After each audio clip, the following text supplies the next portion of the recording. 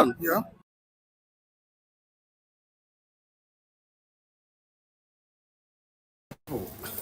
How are they this morning? Happy Monday to you all. Happy Easter Monday to every one of you. This particular video, one and one watch, so this one sweet me. It sweet me from Bakare to the Bakare. This one sweet me. But I want me to listen to it. I don't want you to talk anything. Make watch this video first, then I'll come talk. Make watch them together. Fellow citizens, at the center of this political banditry is the motor park brand of politics, nurtured by the old brigade politicians, and in recent times by President Bola Ahmed Tinubu. Mr. President, it is through your influence that the Nigerian National Assembly has become a haven for legislative rascality. Mr. President, it's under your watch that the National Assembly has become an extension of the executive, grossly violating the principles of separation of powers and rubber stamping the whims and caprices of your office, all while singing the international anthem of psychoviolence on your mandate, we shall stand. Mr. President, thanks to your political machinations, Nigeria is now bedeviled by a captured National Assembly, the most ineffective in its checks and balances role since the start of the Fourth Republic. In 2006, the Fourth National Assembly had the audacity to reject the tenure extension bid of a sitting president. In 2010, the Sixth National Assembly summoned the courage to stand against the power hijacking cabal and restore Nigeria to the path of constitutionality by invoking the doctrine of necessity. In 2011, the House of Representatives of the Seventh National Assembly had the courage to elect its leaders, as did the Senate of the Eighth National Assembly in 2015, defying executive interference.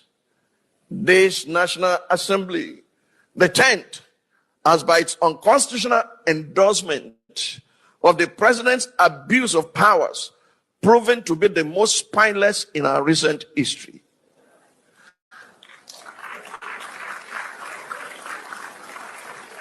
Through its actions and inactions, the National Assembly has in effect become the 48th member of the president's cabinet. Why? What we have seen since the beginning of the year is a descent into tyranny and a brazen abuse of power. Those entrusted with power appear determined to destabilize what is left of our political institutions and have committed themselves to obliterating the guardrails of constitutional governance. From the theater of the absurd, stage in Rivers State, with puppets on strings controlled by directors in Abuja, to the dance of shame performed by the National Assembly in their rush to suspend the Constitution and endorse through the back door the usurpation of powers by President Bola Ahmed Tinubu, from the Senate shameless bid to silence Senator Natasha Akpoti-Uduaghan for demanding that the President of the Nigerian Senate should uphold the moral standard required of that office, to the uncouth outbursts of an undistinguished senatorial misfit who tried in vain to silence the distinguished citizens attempting to testify on behalf of Senator Akpoti-Uduaghan. It is clear that our so-called leaders are determined to turn Nigeria into a mafia state. At the center of this political banditry is the motor park brand of politics, nurtured by the old brigade politicians, and in recent times by President Bola Ahmed Tinubu. Mr. President, it is through your influence that the Nigerian National Assembly has become a haven for legislative rascality. Mr. President, it's under your watch that the National Assembly has become an extension of the executive, grossly violating the principles of separation of powers and rubber stamping the whims and caprices of your office, all while singing the international anthem of psychoviolence on your mandate, we shall stand. Mr. President, thanks to your political machinations, Nigeria is now bedeviled by a captured National Assembly, the most ineffective in its checks and balances role since the start of the Fourth Republic. In 2006, the Fourth National Assembly had the audacity to reject the tenure extension bid of a sitting president. In 2010, the Sixth National Assembly summoned the courage to stand against a power hijacking cabal and restore Nigeria to the path of constitutionality by invoking the doctrine of necessity. In 2011, the House of Representatives of the Seventh National Assembly had the courage to elect its leaders, as did the Senate of the Eighth National Assembly in 2015, defying executive interference. This National Assembly, the 10th, has by its unconstitutional endorsement of the president's abuse of powers proven to be the most spineless in our recent history.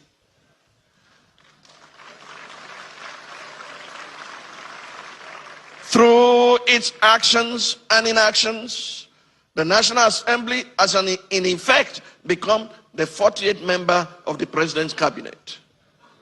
While a cabinet minister by the name of Wike, is it Wike or Wike or Wakeep?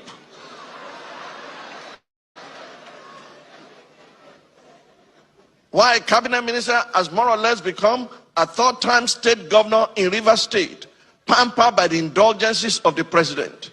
Recent events have made it clear to Nigerians that had this assembly been in place in 2006, when the third-term agenda was proposed, our democracy would have since morphed into one of Africa's lamentable tales of sit-tight dictatorship. To the president of the Nigerian Senate, who has not heeded the call to subject himself to an unbiased investigation, to clear his name of the allegations leveled against him, and under whose leadership the National Assembly has become a carry-go legislature, hiding under the umbrella of technicalities and a dubious voice voting system, I leave you and your conscience with the words of Frederick Bessiert, former deputy of the French National Assembly. He said, and I quote, "When plunder becomes a way of life for a group of men in a society, over the course of time, they create for themselves a legal system that authorizes it and a moral code that glorifies it." To the President of the Federal Republic of Nigeria, under whose brand of politics the institution of legislative oversight is collapsing and our democracy is faced with an existential threat, I say, Mr. President, Nigeria is too delicate for this kind of politics. If this state capture was what you meant by Emilokan, it is an anticlimax that can only be counterproductive at the end. I urge you, Mr. President, to think deeply and reflect on these words. No man is wise enough, nor good enough to be trusted with unlimited power. Mr. President, please stop playing God.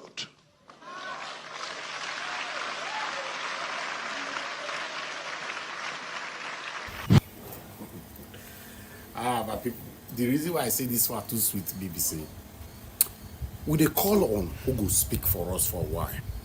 I'm one of those people. If I criticize you and you start doing the right thing, I will praise you. That's why I'm not biased. And if I praise you and you start doing the wrong thing, I will criticize you.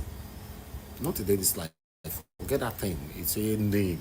That one big is small. No. Let's say things how it is. Today Bakare don't spill out fire upon Tinubu. In fact, upon satanic Tinubu and his satanic government, satanic Akpabio, and how they conspired to intimidate Senator Natasha. How the country is going down the drain. Now, so it's supposed to be. Now, I will use this opportunity now to call on many more to speak out. Adeboye, Pastor Adeboye, where you did? Pastor Chris Oyakilome, where you did? And many others.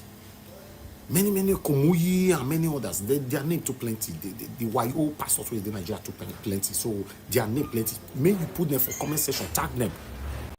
May they come and come speak. Then traditional rulers, make all of the come and come speak.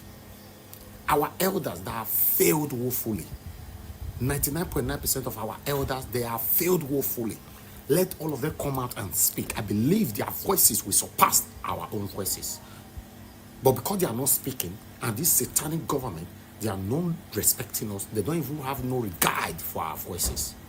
It is sickening to see that we have a lot of them that don't want to speak over what is affecting us in Nigeria. A lot of them don't want to speak because they don't want to step on Tinubu's toes.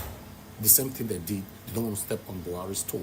Even some of the Northerners that is speaking now, all of them failed woefully to speak during the time of satanic Buhari. That's why those people, I don't take them serious. People who speak when it's not favorable to you, when it's suitable to you, and not favorable to the people, you don't want to speak. No. Let's say it how it is. Today, Bakare, I doff my heart for you, sir. Too much. You're too much. Let us see more of him. More voices like this that will speak truth to power.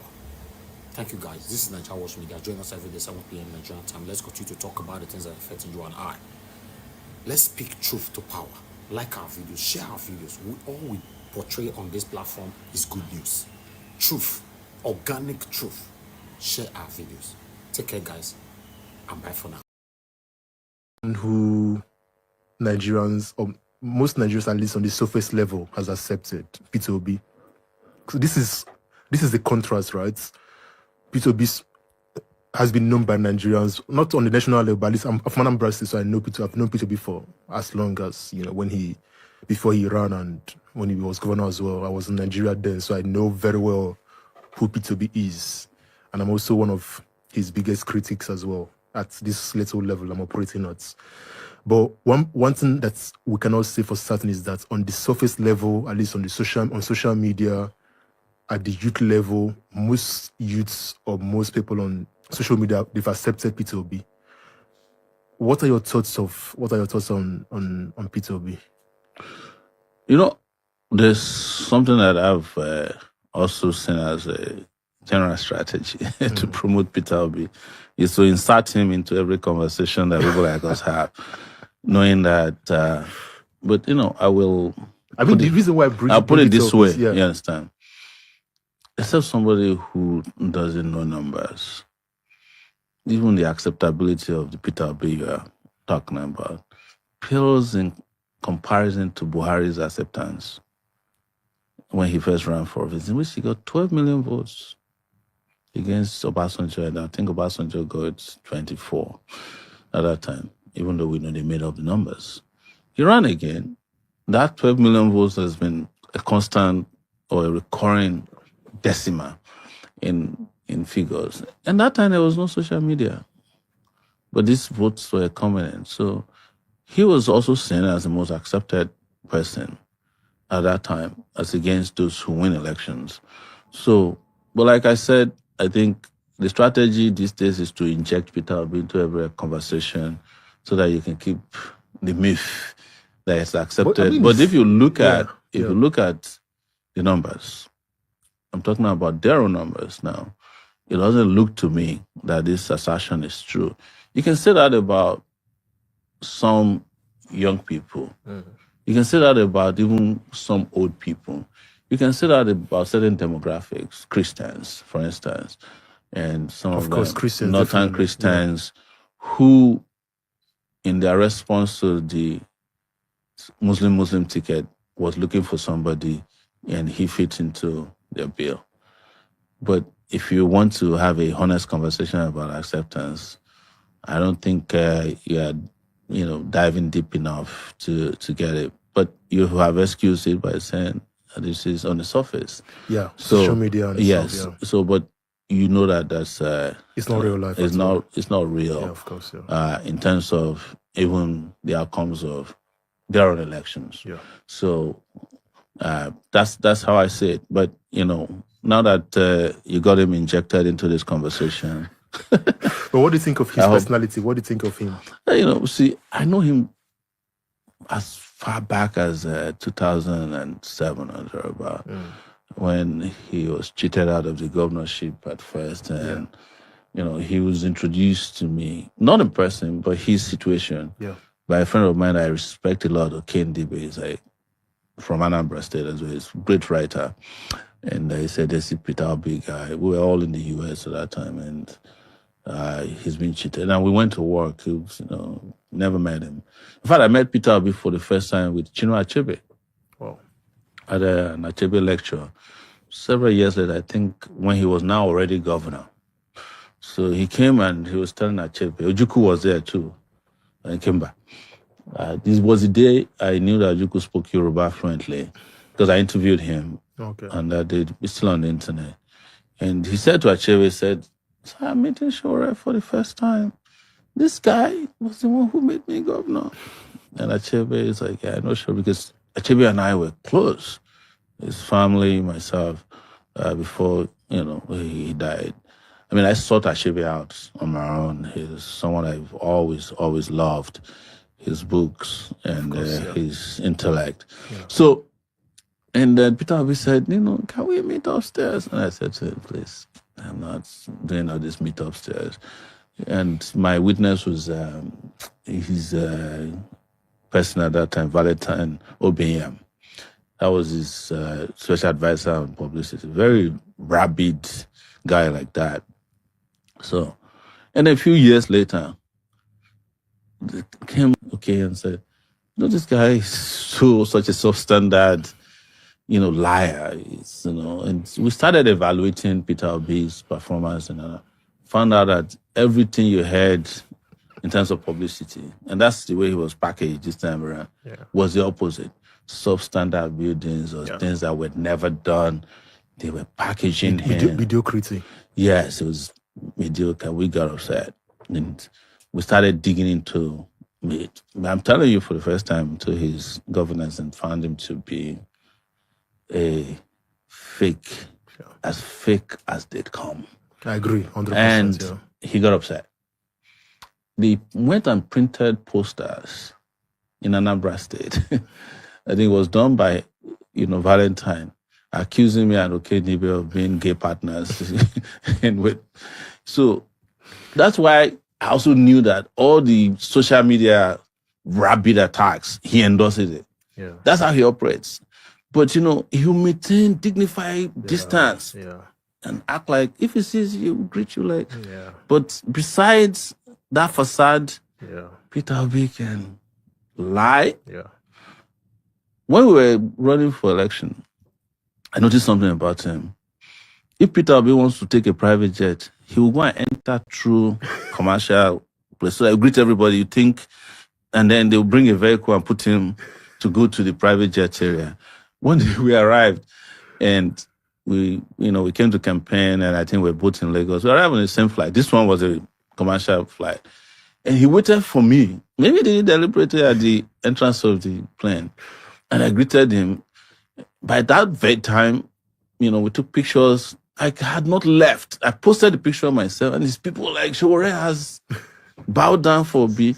But here is the next part.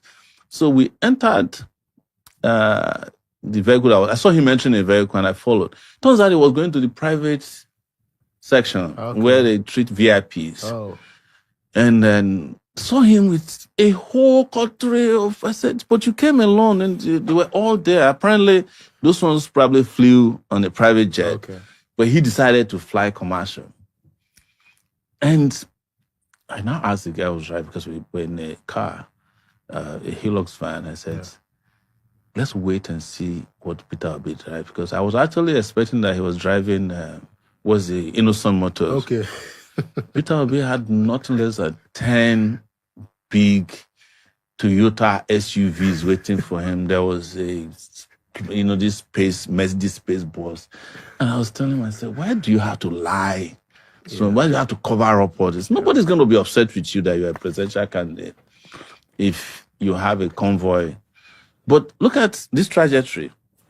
And that packaging is his style. Yeah. And if you want to get away with finding out, then he'll send his people after you. Yeah. So when you saw that I stood my ground in 2023 against him, I knew him. And he knew that I knew him. But there were guys who were against him in those days who didn't have the courage to come out again because they were afraid of the backlash. And they did a fantastic job of scaring everybody. Yeah, for some people, it may work for some people. For some others, it only adds the fire to them to keep on speaking out. So that's like I said, you wanted to hear this. Now you know it. No, I've always known. The reason why I bring it up is kind of linking back to what we said about before. Like, you know, for me, I always feel why did they choose Obi, at least on the surface level? No, let me explain to you. Like a very succinct explanation. And see, after NSAS, anybody who is a student of politics or history knows that the young people who fought a system they never thought could capitulate, because the system capitulated under NSAS. It was shaky. It was shaking to its core. And they saw it. They usually go for power. And when that happened, he was presented to them as the new face of the struggle. And it was all packaging, like I said. You know, the elites came and said, look, if we allow one young person or all these young people to go with a person we can't talk to, we're finished. So they had to invest in that. And that was what produced him. And the people that did it know themselves. They were the NSAS connoisseurs. You know, the people who made it through NSAS, who became popular NSAS, they all rallied themselves together. And I was aware when they were planning it. But I said, how can you do this? Because this guy is establishment boy. Those were the first set of people that started attacking us. You know, and I can mention their names. Aisha, you know, we were in a group.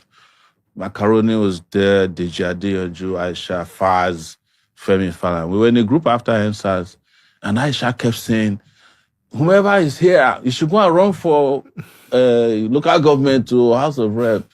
And one day I called her, I said, who's going to be president? She said, I don't care. Just make sure that anybody, we go and take over. So I called our people, I said, look at the game Aisha is playing. They already have a candidate. At that time, I didn't know it was Peter Obi. But they had been working on that ground before that time to present him as a candidate. And they had prepared who was going to be a stumbling block and how they were going to attack everybody and overwhelm everybody so that nobody can oppose their decision. It was a tyranny of a minority. Yeah. Even Wole Soyinka confessed to me that he fell for it up to a point. He's like, I was almost endorsing this guy. And then he woke up one day and his name was all over and he said he was asking, what did I do wrong? What did I do wrong? It turns out they just picked on him for no reason. And he became, even though he didn't participate in the election, he became, you know, the most ridiculed person after the election. That was what got him upset. Yeah.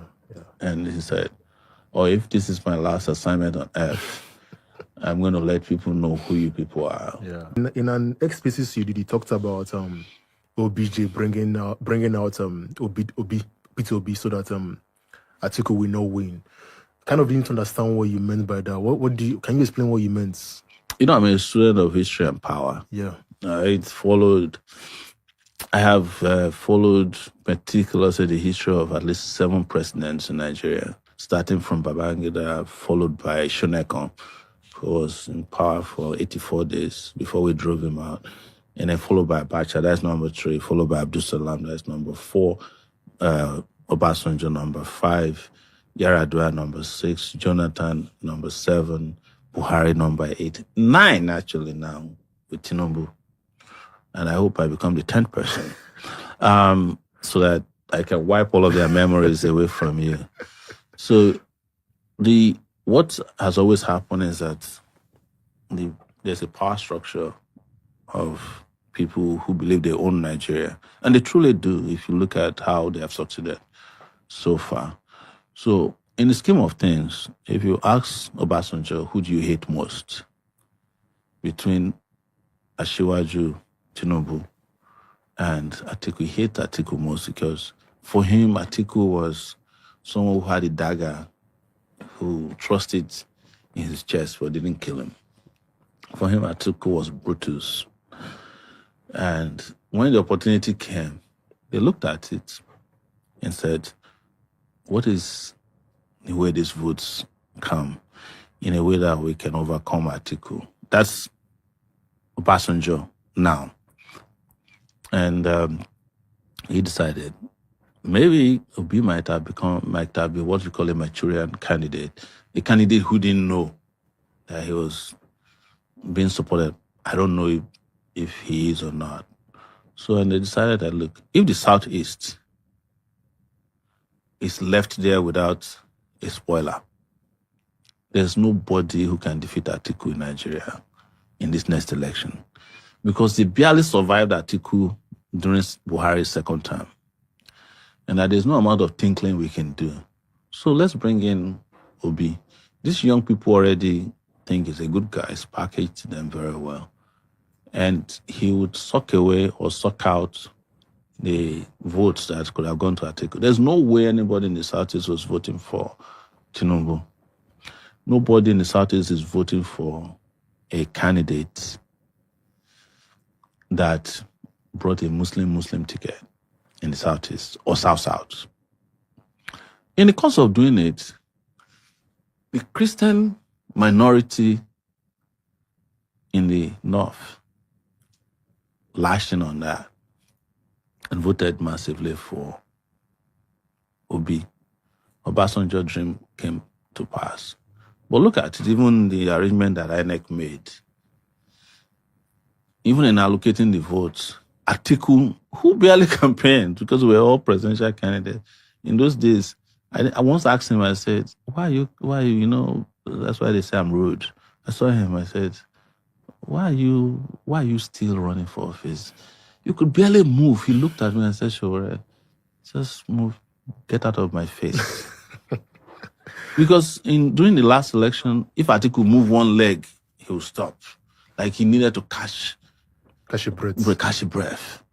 He looked like, I think I tweeted about it, that he looks like a bag of cement that, had become spoiled.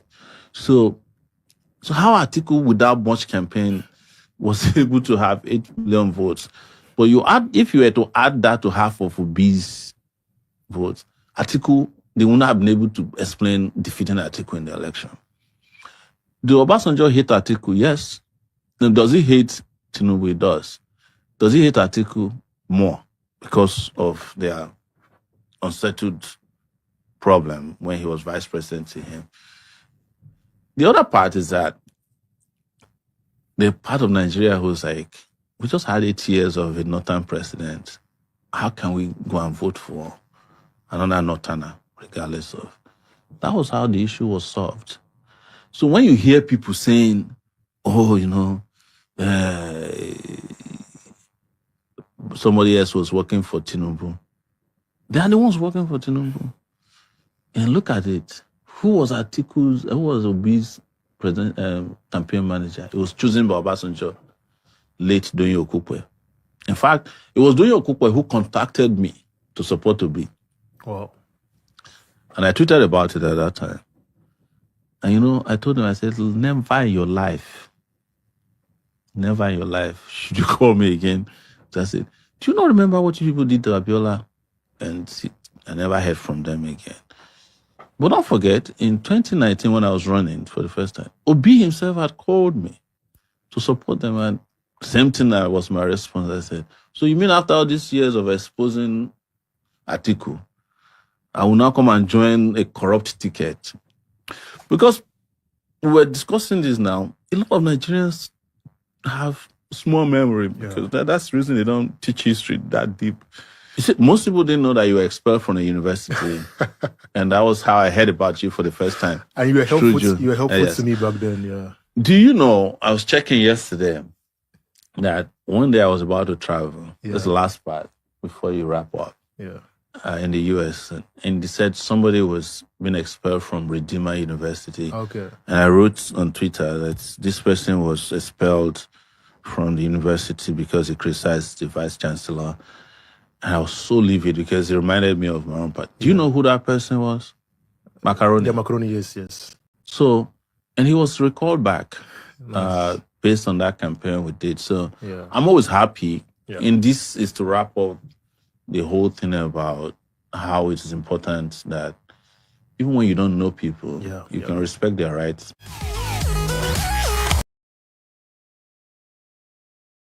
Video of Sheilo wherein they talk say there's nothing on this earth that will make him support P2B. Say he go, you know, get what P2B go do. We go make him support P2B again. He cannot support him at all. There is nothing on earth that Peter Obi can do that will make me support him. I no go lie you. I am the happiest person for that video. That video too sweet me. I go explain that. I go tell you why. The video too sweet me. He can't ask him why. He can't talk say because obedience attack him family. And tell you babyface come they ask and say he say now because say they attack him family. So you don't get anything we Peter Obi go do for this earth. We go make him give him any support. It's sweet me. Because you don't understand now the lineup. You understand the lineup? The lineup too sweet. The lineup now me say all these people where they talk say they no go fit support P2B. You no get anybody where they complain about competence. You nobody get anybody where they complain about criminality. All their reasons now that people where they are around his supporters. His supporters bullied me. His supporters Bob. Guy, I want to be this type of person that people will look into my record. Check. They no go see anything to attack me. But now people where they are around me, where they support me. This is a plus. I no go lie you. You no get any campaign where big past this one now where Sheilo do for P2B.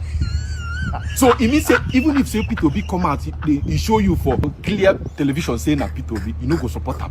Even talk say even if say P2B wear Jesus garment, you no go support him. Peter Obi wear the garment of Jesus today, he will never get my support. That is to show you say one, you are not even looking for competency. That is what you just cleared. Competency. You're not looking for Nigeria to be better. This is not the biggest campaign where you go do for person. I never see anybody now where they do all these things, where come out, come talk, say, the reason why I'm not supporting P2B is because say he did this. It's because say he stole money. Nothing like that. This man too clean. If P2B na woman won't marry, go increase the bride price. As a matter of fact, that it be like say we go to let fee for people who won't support P2B because your record need to be clean too. Look at him now. Look at man. Look at man. Person when they check a record, they don't see anything. They don't see say he stole money. EFCC locked him up. Then he's in the record. Nothing like that. No criminality. He carried drug. Nothing. Man, just clean like water. When no get enemy. Now go just there on your own. They hate. As a matter of fact, there was never a time obedience begin to attack people. Don't let anybody gaslight you, obedient. People will insult obedient. If obedient reply, you don't prove them. Excuse me. Were you expecting to insult somebody and the person will not reciprocate? It's a reciprocating something. See man where he talks, say you no go support. See man. One man motor. If you come like this, thousands. Election don't finish since so. But P2B once he put head, everywhere still they shout, people still they cheer, they shout, oh put there, Obi. Guy, I no lie you. Because very soon now, you go reach our turn. With this thing where would they tell our parents? Now our children go begin to tell us, Daddy, what did you do to Nigeria? I go tell us I supported P2B. Look at the clean record. The person I supported, see, look at him now. Look, say, Daddy, you tried. Then you bring your own people where you support. Daddy, how come this person you supported? They say he has criminal card in USA. He said he carried drugs. Our father be this, so you don't get on that one. Nothing where they sweet me like to support good thing. I know they lie you. To be saying it is better to be doing right thing and fail than to be doing wrong thing. Do the right thing and fail. Let us see that you have failed than to sell your hand in the wrong thing. That is not why. I must not be the president of Nigeria. I'm not desperate to become the president of Nigeria.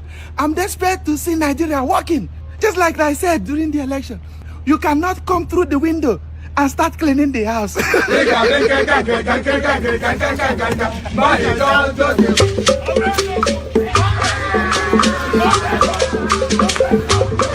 Mamma mia. All right, guys. Appreciate you all. Good morning, good afternoon, good evening to every one of you. Happy Easter Monday to every one of you right there. My presentation will continue. I say I should man for waiting this up. Mother for Mommy Diaspora, good evening to you, Mommy. Happy Easter Monday to you, especially. I appreciate every one of you right there. Abu Azi, thank you very much. Peggy Modi, thank you very much, man. I appreciate you. I can see your handwork. Thank you for all that you do. Thank you, Osem Girl, the Discussion Channel TV, Henry Gabriel. Thank you. God bless you all. Pius Moye, I can see you. Michael Kiambari, Beth Marks, Emmanuel Schultz. Thank you. Thank you. Amaka O in the building. Thank you very much for joining us today. Patience. Demudia Dewale James, can see you as well.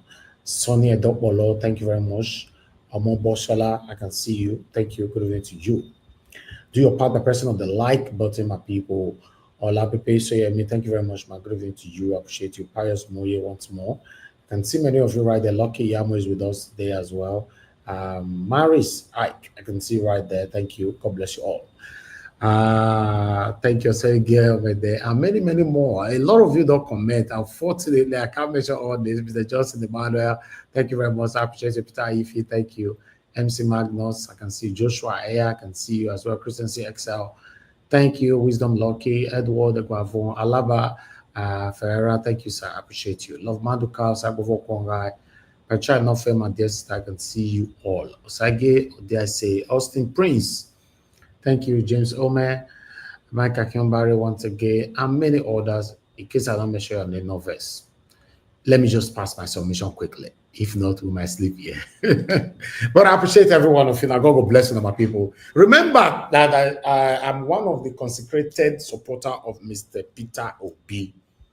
I don't need to talk much about that. Many of you already know I dedicated all my platforms. I dedicated myself alongside with my wonderful panelists, callers, and commenters. We supported him with everything. Not because we were expecting Peter Obi to give us anything, because we are heavily craving to see a better Nigeria. And the only person we believe at that time that can give us that better Nigeria is Peter Obi. In fact, when I say at that time, even till now, as of today, I don't want to talk about tomorrow. If you know there's somebody that you found already that can give you a better Nigeria that is above Peter Obi, please let me know. Because he's still the number one, he's still the leading man as we speak. So I don't have anything to regret supporting Peter Obi. I did not support Peter Obi because Peter Obi is an Edo man or Igbo man. I don't be Igbo man, I be Edo man. I want Nigeria to be better. I don't need to embrace ethnicism while I'm supporting this or while I'm showcasing what I want. No. But to see one thing come out, a common thing, come out to say, I can never support Peter Obi. Sheyi Law that failed woefully in his career. Sheyi Law run come London, come seek asylum, come find I want a better life for London. Hide on that one. I don't want to reveal your secret, man. The time where people like you take run come London, we don't be citizens, tele. We are still supporting what is right in our country. Yeye Sheyi Law, who always wear the garment of ethnicism. Yeye Sheyi Law, who always wear the garment of tribalism, nepotism, favoritism. Now they speak where people will give relevance. I see that video for the past since last week. Wait till they not post them. I copied the video. I want to talk on it, but I said, no water. But I see the reason why our brother have to talk about it now, because he believes we need to counter these people at all times, so that their satanic submission don't fly. Tell me, Sheyi Law, whoever you are supporting, including Tinubu and all the satanic people in Tinubu's satanic government, tell me one person in that satanic gathering that is better than Peter Obi. It's shameful to see that you people criticize Peter Obi, but you cannot actually criticize him for his wrongdoing. Yes, till today, all of you who hated this man cannot at least tell us one thing where this man do. When go make me myself Nigeria was to run away from this man. Una no gree see one talk. Now, obedient is it? Obedient. As I dey talk now, they go label me, say, now so obedient people be. But nobody go know, say, now she love talk about us. I'm a proud obedience. Yes. That make me talk, say, now Peter Obi give relevance to Labour Party and satanic Abure. Yes, of course. Who be Abure? Me don't know Abure before Peter Obi come into Labour Party. I have to be honest, though. I don't know him. This is not bragging or lying. I don't know Abure. I only started hearing about the name Abure. And I get to know his history under Labour Party because Peter Obi is there. I don't know him before. I never heard that name for my entire life. Yes. Peter Obi give you... Peter Obi na man before we go shake your hand. You go hold your hand, go use rope, tie him for cellophane. No wash him. If you want shower, make sure say your hand dey up. You shower the rest body. No shower that hand. Normally, if our country na country where we dey value people, if our country na where we speak truth to power, if our country na where we are united in speaking one voice, now so it's supposed to be before now. Do you want to affiliate yourself with criminals, drug barons, drug addicts, satanic set of corrupt individualisms? Do you want to affiliate yourself with people like that? I don't know. Many of you might, but me, no. It's a no, no, no, and no for me. Yes. So for one thing to come out to say, then I'll leave that one because it's, to be honest, I saw the video. It was very, very consequential to me. But since we're not talking about them, let me pass my submission on it. But let me come to more or less worry. More or less worry. I've said this so many times, and I've told you personally, for a friend to celebrate 2 years of friendship with me, you know, say that friend, that better friend, friends not the fee stay with me for long. But I know why. Not because I'm a bad person, because their ideology, their line of lifestyle cannot match my kind of lifestyle. You know me say I better pass them. Don't get this wrong. I don't better pass anybody, nobody better pass me. But I'm saying it that the way I take the think, the way I take the reason, I'm too different. For example, people where they smoke, I don't say they're bad. When I talk about smoke or drink or whatever, no, nobody bad. Everybody get what they like. Me, I have something that I'm addicted to as well. But one thing is this. Sometimes I categorize myself as someone that is very weird. Yes. Somebody that doesn't party. I don't go party. I don't smoke. I don't drink. I don't go anywhere. I've been like this. I've always been like this. I'm a very focused person. Very, very focused. So for you to be my friend, not only because say you smoke or you drink, no, you can have friends who smoke, who drink. It doesn't mean anything, but your line of living, how you reason, how you see humanity, how you run after money, how you engage yourself with satanism, corruptions. Now those things are the look. That's why I said you can't celebrate to be my friend for 2 years. It's difficult. Many people cannot. I'm not a little worried. To be honest, I've said this so many times. I don't like coming out to speak and mention your name, and because I hold you so dearly. But sometimes when you make video, I have to respond like I'm responding to the video, not you yourself, because I still have so much respect for you. But I would like to ask you a question, my friend. Why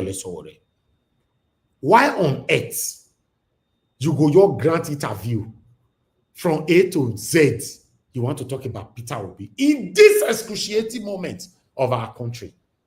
Come on now. Wait till they stop. Do you know that the day my brother, very dark man, will fall, the day he will fall, now the day he will use this platform to speak ills about Peter Obi?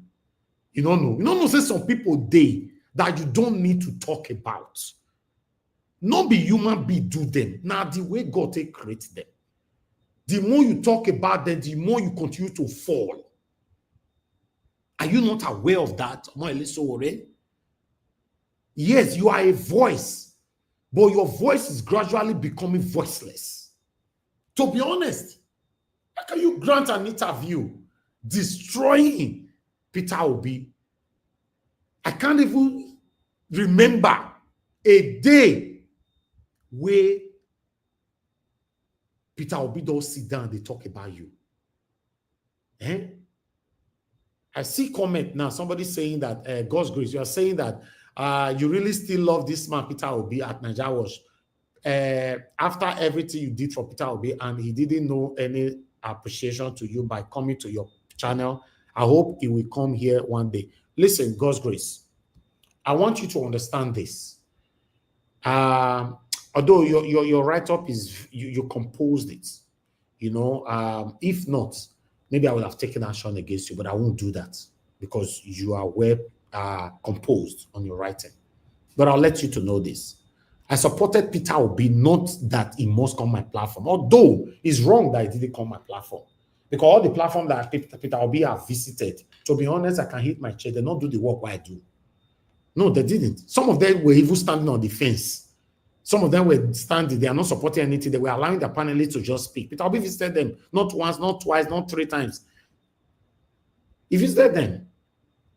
Yes, I understand what you are saying. I invited Peter Obi, prominent individuals that you and I respect in the country, senior advocate of Nigeria. They helped me in talking to Peter Obi. Right? Even Abure that I now talk to today, talk to Peter Obi. Abure came here twice. Abure helped me talk to Peter Obi. Peter Obi don't come. But listen, sometimes we are taking actions against people. I beg, don't forget one thing. Don't forget the headline, the title, the purpose. Yeah, Peter Obi don't visit Nigeria Watch. Is that enough? Say Peter Obi cannot be a good leader, president in our country. Or is that enough for you to say that all that have ruled Nigeria, including the one that is ruling right now, will be better than Peter Obi if Peter Obi ever got the opportunity to rule as a president? These are the area you ask yourself. It's just like somebody that have been good to you, right? And the person end up doing something wrong today. Then you forget everything this person don't do for you for your entire life. Then you stone the person to death. No, life shouldn't be like that. You see? So for me, Peter Obi not come. I don't feel you say, I don't feel him. I feel him, but it didn't stop me from activities. Nobody want to labor in vain. At least Peter Obi come here to say thank you and thank you, Nigeria's family, for everything we want to do. Yes. But is that enough for me to say now, oh, Peter Obi don't come my platform, so better pass Peter Obi? No, no, no, and no. So you know better pass Peter Obi. And unfortunately, I'm sorry. I have to say it. I have to. If you're my blood, biological brother, the same thing I will say. You know better pass Peter Obi in terms of who at the moment can lead this country. The way you are going, even 2027 is around the corner. Look at what you were saying. I can't even digest that if you are campaigning for Tinubu already stylishly. Because get the one until they do nothing. More or less, I don't want to talk. To be honest, I don't want to talk. I don't want to talk. I have so much respect for you. You know that so much, so much. I don't want to talk about video like this. Once my people don't send that for me and not talk put, they will label me as biased. They will label me. Just like somebody sent me a video of my mama. I can't say because my mama, I don't want to talk about her. I go talk about them. If you know, say my mama don't ever come to your inbox, come beg you for money, let me know for you. I go talk about them. If you know, say you don't buy coke for my mama before privately, and I'm not aware, or I'm aware, talk them for you. I go expose them. It's not possible now. We are focused in what we are doing here. In the process, any support we get, especially me, nobody should send my mother money. It will never take. I even know my mama said, try them for back. Tell them, say you want to send her £1,000. Or may say that can you want to give her £10,000. I promise if my mama take that money from your hand, I will end my broadcast forever. It's not possible. It's not possible. I know her. But say you know, say get what my papa do, my mama do. I can't say, oh, I don't want to talk about them. No. So if I talk about things like that, who is your more or less whatever I don't feel address on air? I'm not listening to him. I beg, leave Peter Obi alone. I beg. This man, we don't check him left or right. We don't see anything where this man don't do, where everybody go, they attack him left or right. Wait till they happen now. If not another person, the way I'll tell you this matter, the way my voice will take echo everywhere, you know now. Everybody get time for body. Everybody get time for body. But leave this man. How can you just sit down? You're here, Boba Ishokoto. Just sit down. Just say, okay, the topic that Peter Obi. What happen now? Guys, I need to move on right now. I appreciate every one of you. Thank you very much for your time. Help us to press on the like button. Help us to share. I appreciate you all.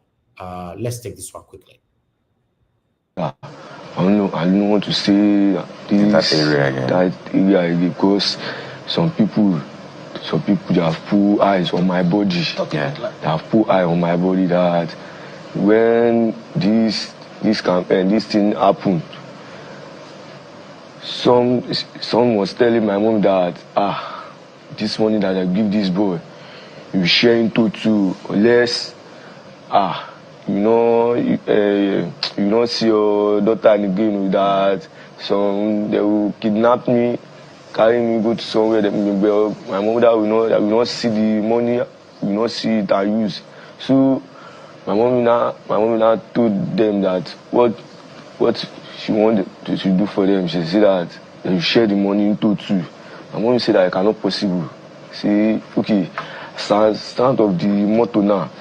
If they shoot direct, because this is what they will be talking. They say, no, I don't want to hear that one. See, they share the money into two. So my mom say it cannot possible.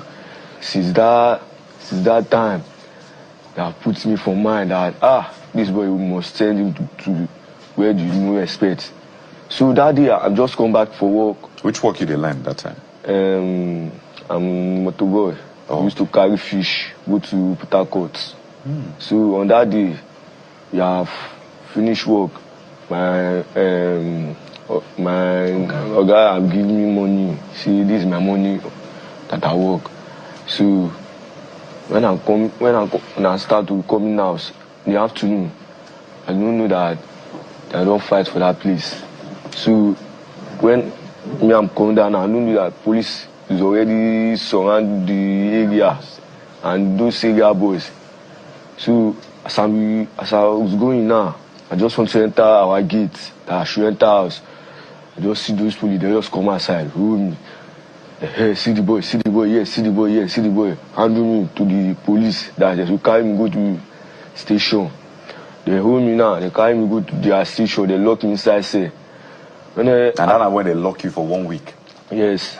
His account is again gripping, and I imagine the trauma he's gone through after all this process. But I'm very curious. He says he wants to go to school. Well, ask him about the people they claim are his case. So the people where they come put you together, you know those people? I don't know them. Those people that put me together, it's only me that small. Among inside these 4 people.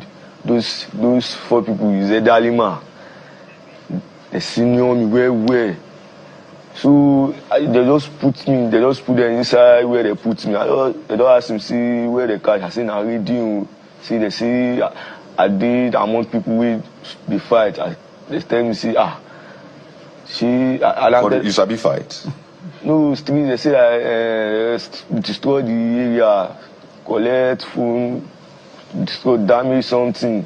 I say me, I don't come back for even my set ground, my money. They don't pack. They're still with his handset, with his mobile phone. They never. The area boys. They took his mobile phone as I talked. The police or the area boys? The area boys who grabbed it. Is it evidence or what? Is it as evidence?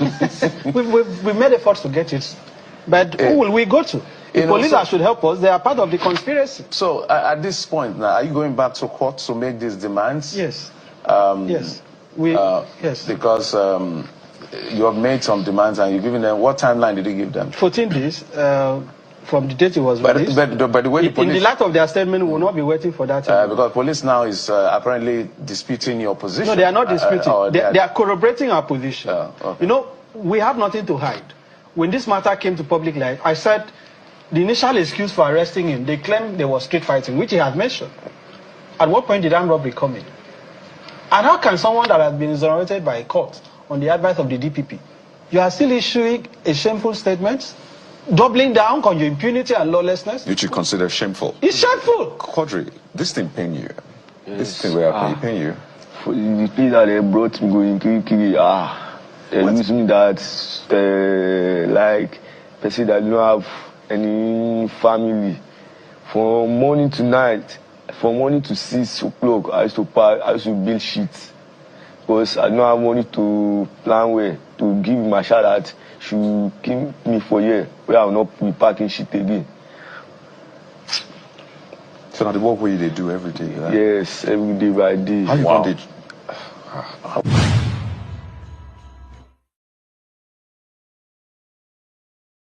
So that no candidate can secure the presidency without substantial support from the region. Baba Ahmed also warned against the continued marginalization of the North by the current administration.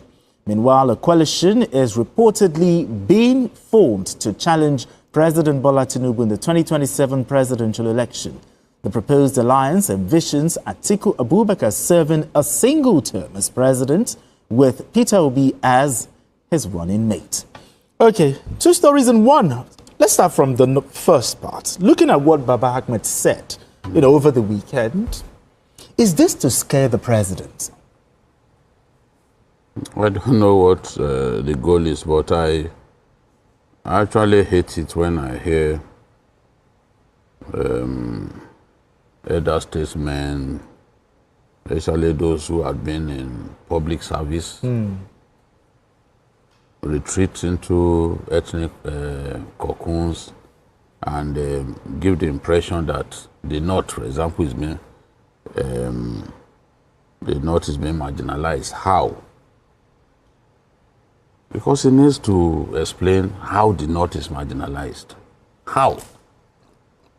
It has to be explained. Because is it that projects are not being cited in the North? Or do we see marginalization simply in terms of appointments here and there? As we speak today, the North has 27 ministers, which is higher than the South. Yes, we have 48 ministers in North. Yes. And the North has 27 of them. And some of those positions are key positions. Key positions. Defense, the 2 ministers of defense. Sure. Because he was talking about security. Insecurity is a big problem in the North. And when a fellow Northerner like me was president, it even got worse. Yes, it got worse under the last president. Exactly. So you can't say, for example, that the inability to make the North secure or more secure than it is now is an act of marginalization. We can't keep talking in terms of appointments. Oh, this appointment, maybe somebody from the North didn't get it, and then you say, oh, the North is marginalized. It has to be much more than that. I mean, for God's sake, we have to move away from that. If key projects are not cited in the North, as a Northerner, I'll be really bothered. If you refuse to bring projects that will make life more meaningful for my people. As a Northerner, I'll be worried. I don't see it simply in terms of, this is the person, they didn't give us a Minister of Finance, for example. But there are key ministers from the North already. The Minister of Budget, the 2 defense ministers, they are from the Northwest. The NSA is from the Northwest. The biggest problem, our people in the North, they are very enterprising. They are ready to work. They are ready. They are farmers. They don't even need government to help them. All that they need is for security to improve. True. The people in the IDPs, it is not their wish to remain in IDP camps. If there's better security, they would not want to be in IDP camps. They will fend for themselves. They have that honor. elites in the north who always shout about appointments here and there, they do not benefit the ordinary people with the appointments. They did not help the ordinary people with the appointments that they get. Those appointments, they make sure that those appointments go to their children and their relations. This is a fact. I mean, we can have a debate here in which we'll bring the names of children of these people who are holding this particular position and that position. They don't care about the ordinary people. And when we talk about the North, Baba Ahmed says that no region, nobody can win without the North. Exactly. The North cannot win without the South. That's the way the Constitution is designed. Buhari tried, he contested a lot of times. He kept winning in his own area. And he will get 12 million from his area, yet he will be defeated roundly. Yes. Goodluck Jonathan won the election, presidential election in 2011 with an audacious landslide. Yet Buhari retained his usual key states of the North. It didn't stop him from losing. Look, it's not a question of, the North, nobody can win without the North. Nobody can win without the South as well. And then when we talk about the North, what are we talking about? In our country, religion is far more potent now than even ethnicity. What are they talking about? Religion, now, as we speak. Religion is a big factor in the decisions that people make, political decisions that people make. Religion, not even ethnicity. People want to know first which religion. Is it a Christian or Muslim? Is it a Christian or Muslim? The ethnicity, is not so much of a problem. And today I can tell you there's no such thing as a monolithic North. No. When you talk about the North, North Central is part of the North. True. Are you telling me that the North Central and the Northwest, they always vote in the same way? No. Where did you hear that from? Let me tell you, in 1983 and 1979, Shagari, the candidate of the NPN from the North, relied heavily on votes from what we now know as South-South. Okay. Yes. The old Cross River, you know, he got votes, tremendous votes from there. He did not rely solely on votes from, because even in the North, the votes were...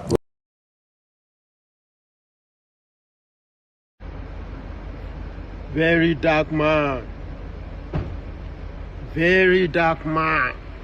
I dey look for you. I dey find you. I swear, I dey find you. And the way I go see you, the way I go see you, now one thing I will just do, I just to tell you, say, thank you, and may God bless you for this good work wey you dey do. Everybody wey dey pursue you, they no go ever catch you. Continue the good job. I dey see you trying to unite the nation, trying to make peace.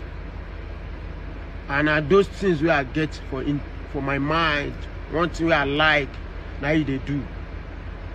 To make peace, to make sure there's unity, and wetin I want, and wetin they do. You sabi am, you dey do am well. May God bless you. I don't get anything against you. I be light, now the light I the like. I no be darkness. Thumb up for you. Alright, so I'm going to put up a phone number on my screen so that you'll be able to contact us. Now, this phone number I'm putting on my screen is not for your personal problem. For you to call me and say, "Hey, that man, my head, they pay me. Somebody scam me." It's not for that. This number is specially for those communities around Nigeria that don't have drinking water. Yes, if you know your community don't have water, they have water problems, you send us a WhatsApp message with the exact location. Do you understand? Don't be saying the community, one place get water, the other place no get. Say your neighbor gets, you not get. No. It's for a community that don't have water. Those communities that go to the river to fetch water to drink. We don't want any community in this country that will be drinking water from the stream. That's what we don't want to see. Do you understand? So please, The number, I'm going to be putting up the number now. The number is 09068593923. We don't collect 1 naira. We are not collecting a penny. It is for free. The NGO is doing this. Our aim is that in the next 5 years, the whole community around this country will not go, yes, one community no get water. Do you understand? So please and please, it is for free. Don't let anybody clone this WhatsApp and scam you. It is free. Just send us the exact location. We'll compile this list and we'll come there. We'll do the borehole for free. For free. That's number 1. Now let's go to number 2. As you all know, over 300 million is in the NGO accounts. And why did I open this NGO account? Is to carry handwork learning and go to our public schools. Because like I said, the public schools around Nigeria is failing. It is failing. The government have neglected it. A lot of things is just going bad. You know, that's why I say, okay, you know what? Maybe we'll do NGO where we say we'll use the go carry handwork learning, go public schools. But guess what happened? Immediately I put that online and the NGO money started coming. People started contributing. The Nigerian government and the Federal Ministry of Education also came out to say them too. They want to start doing handwork learning and vocational schooling inside the public schools. Immediately they said they want to do that. Now that's where there's a problem, and that's why we have paused. The problem is that there will be conflict of interest. Me as a private person, as an NGO, you carry NGO one day, you do same thing where government they do inside school. It's a problem. So we have decided that, you know what, we are going to get our own land and do our own school where public children will still come and be learning. Because I know for a fact, say the government will fail. They usually talk what they cannot do. And this is the reason why I never do my own things. Because conflict of interest don't dey between me and the government. Do you understand? The government say they want start to the teach and work. We say we want to teach and work inside public school. And our government get public school, nobody else get them. So we have decided that, okay, like say we'll go buy land where we'll go use. Then children around maybe the community will come, and different community, you can send your child there to come and be learning. There's no problems. Do you understand? So we look at whether we'll start for Abuja. We can start in Abuja or any other state. But I would like start for Abuja if we can go give me land. The Honorable Minister of the FCT, Nelson Wike, if you give me land at this particular period to do a vocational school for handwork learning for public children, please, I would really appreciate it. I know say in the past, I don't talk say, yeah, we can do this, we can do that, we can do that. But I also they talk about the good things where you do. You know me, and they talk about your good, say you do road, this one. And just some kind of things where you do it bad, now talk. Do you understand? So if you give me land, I will appreciate. God will bless you. But if you not go give me land, still, there's no problem. We'll go buy land. Yes, we'll go buy land. But please, if you give me land, I will appreciate more, because to buy land will cost. So that is what is going on. So what I don't forget again. Like I said, we are not charging 1 naira. Don't let anybody scam you. All these Yahoo boys, they go clone account. And also, the NGO account still remains Martin Vincent Hotel Initiative, Zenith Bank. The account number is 13136790008. Please look at the name before you send, because all these Yahoo boys that they work. Look at the name, Martin Vincent Hotel Initiative, Zenith Bank. Zenith Bank, Martin Vincent Hotel Initiative. So anything where you like, now 10 naira you want to send, 15 naira, 20 naira, send them. See the project big.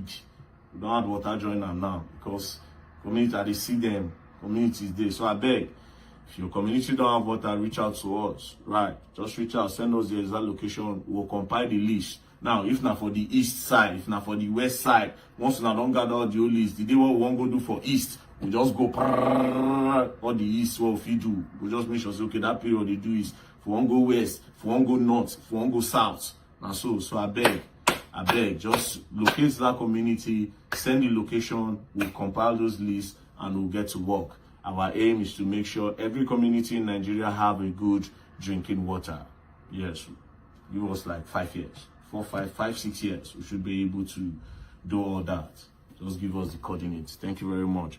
Peace and love, and don't play. If you play, you're going to learn, and you're going to learn the hard way. Nigeria must be great. Peace and love. Yeah, so everybody in this hostel, literally everybody has to get water from here. Let me do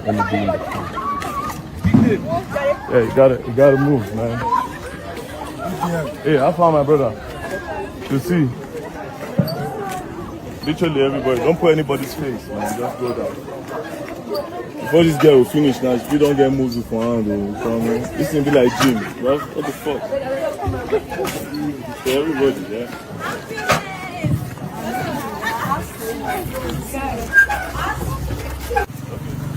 So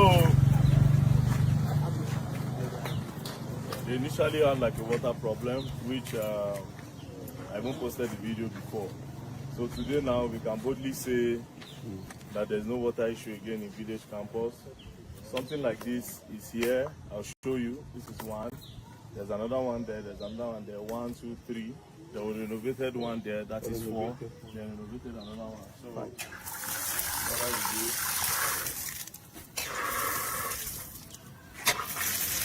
And as you can see, donated by the Rattle family worldwide. And nobody puts VDM or anything, and the Rattle family, all the people who contribute the money join. Because without the contribution, only me one for not feeling my money be done the finish. So there's still more. Oh, Ross, go that side.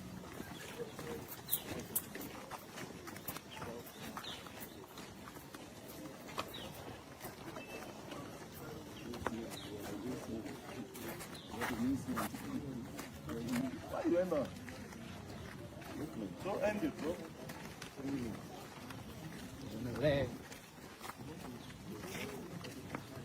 Another side.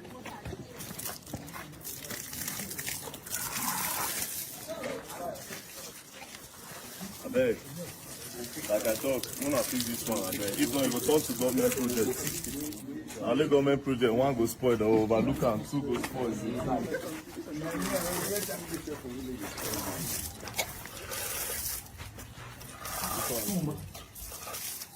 We'll go to the next side. 1. Zoom down one, Abayo. Sharp. Zoom that side. Not now. I'll come back, okay?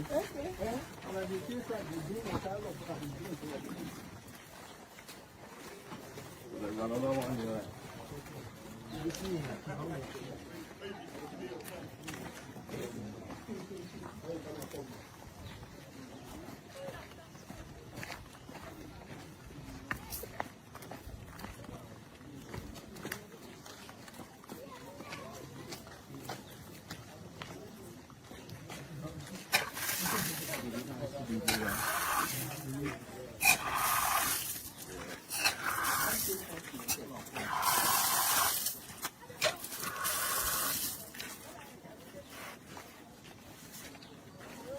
You know, the Rattle members, maybe they get joy to go. So, final, that side. And remember, with the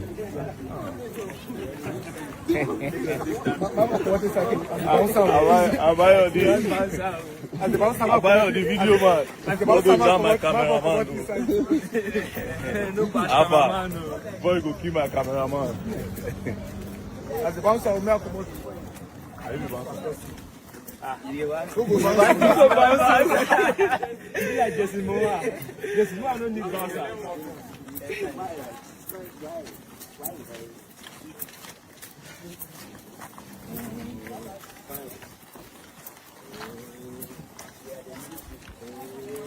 Yes, he's there. Yes, he was.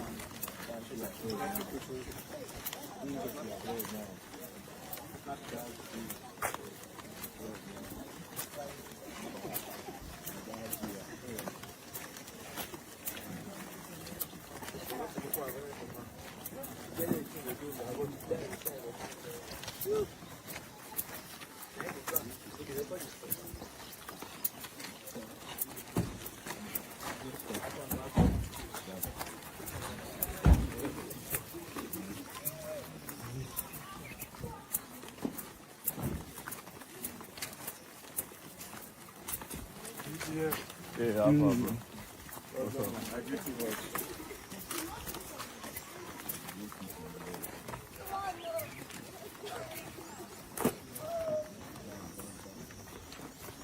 This one was actually just innovated. The others are new. So where the plumber man? So we did how many new ones again? We did one. Oh, that's not both sides. This one. No, this one is renovation. Yeah, this one is the new one, the fresh ones. How many? The fresh one. Oh no. Two or three. That one is the standing table. We built it. That's what I'm saying. Yes, we did 1, 2, 3. Three. That was four. It's 4 now. It's 4. The other one is one and the special student. But that one block work. This one there is no block work. Because those ones block for this one not block for. But at the end of the day, there's water now. There's water now. Yeah. Very good. And And initially, how many these things were you people using here? We just have one hand pump that was working. And all the guests, when I came that time, most of the guests came Muzu. I thought the thing was Yeah. Where are you? Come and talk. No, leave them have their place. Anyway, so we move now on maintenance, so we move not to federal government. So if you Nigerian government or leave and go spoil again. So now on maintenance. So everybody, like the student, you people also need to do your part. You understand? I know say people don't go holiday, so no more people there. But the students also need to do their part. If one spoil, they'll just quickly do one. Okay, and now your hand did you did one. Now your hand did sometimes we will do you some kind this thing, but you guys keep everything together. You know the vibe. All right, man. So we'll go wait for the other guys. Okay. Wait for them. More answer how many minutes it will take. Of course, the students will say want to actually appreciate you for doing this work. No me do an NGO money,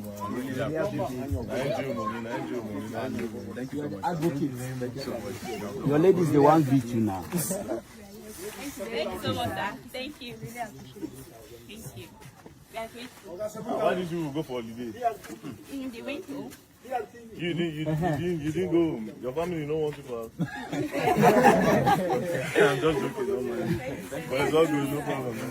Really appreciate it. Yeah, no problem. So, about all right. Before I move on, I'd like to respond to Betmark. Betmark, you left a comment. You said, if all states in Nigeria can get one or somebody's like this in each state, maybe it could have been also cool. Though, I want to let you know that VDM does not belong to any states. VDM is federal. VDM is Nigeria. It doesn't belong to any state. And if he wanted to belong to a state, according to your comment, he should have been Edo State, because he's your brother, he's our brother from Edo State. So it doesn't belong to a state. It's federal. So my take is to support your comment is that if Nigerians can embrace this, it's just like you and I calling to see more Nigeria Watch 50, at least 50 Nigeria Watch platform that is consistent every single day, 7 days in a week, and talk about what is affecting us. So if we can see at least 50 as well of VDA, genuine, not corrupt Nigerians, where government will dash 10 million naira, 50 million, you change. No, we are talking about organic. VDM is organic. So because of that, it is going to be very, very difficult to find a replication of VDM. It's just like me, you know, myself. If nobody speaks about me, I'll speak about myself. Yes. Are you aware that a lot of people have been compromised today? So for me, I'm very, very proud of VDM, what he's doing. We need more of him. More of him. Because if we are waiting for government for everything now, we are not going anywhere. That's just the fact. We are not going anywhere. So my brother Beckman, we don't need any state to have this, because VDM doesn't belong to a state. His origin is Edo State, but it doesn't belong to a state. He's doing everything possible to say how Nigeria can be better, and that's what I'm doing here as well. I remember when I used to be a state, most of my people did not appreciate me. Let's say it how it is. They don't like when I say it. They never appreciate me. I fought land grabbing heavily, a very risky job. Very, very extremely risky job. I fought land grabbing for them. Many of them very, very ungrateful people. So it's better fight for Nigeria, forget state. Whatever is good in Nigeria will affect your state positively. That's what VDM is doing right now. All right, thank you. I appreciate every one of you right there. A link we posted that earlier on. For those of you that want to join us, it's better you start coming in right now. But I'd like us to listen to this quickly. Let's recapitulate. And the truth. And let me make some revelations, because some of us also have our own intelligence networks. Okay. Have met with some of the bandits. We have met with some of their high commanders. One or two who have repented. They have sat down with us, not once, not twice. They told us that one of the northern governors is the commander of Boko Haram in Nigeria. Boko Haram and the bandits are one and the same thing. They have a sophisticated network. During this lockdown, their planes were moving up and down as though there was no lockdown. Moving ammunitions, moving logistics, moving money, and distributing them in different parts of the country. They're already in the south, in the rainforest of the south. They're everywhere. They told us that when they finish these rural killings, they will move to phase 2. The phase 2 is they will go into the urban cities, going from house to house, killing prominent people. I can tell you, this is the game plan. By 2022, they want to start a civil war in Nigeria. Don't joke with what I'm saying. I have a PhD from Oxford University. I'm a central banker. We don't talk nonsense. So don't joke with what I'm telling you. I have this from the highest possible authority, higher authorities of some of the commanders of the killers and Boko Haram. You said northern governors, past or present, Dr. Badaya? No, current. No, they said one of them is the commander of Boko Haram in Nigeria. One of them. And they are not looking for money. They have more than enough money. In fact, he told me they just came back from... All right. Why is it that when people speak truth to power, we don't take them serious? This statement that you just listened to was 3 years ago. And all is coming to pass today. When people speak truth, in most cases, we don't take them serious. Why is it that we allow these things to happen to us first before we react? Why? That's why I brought that video here. Because what is happening today, it was foreseen 3 years ago by this man. I'd like us to move on.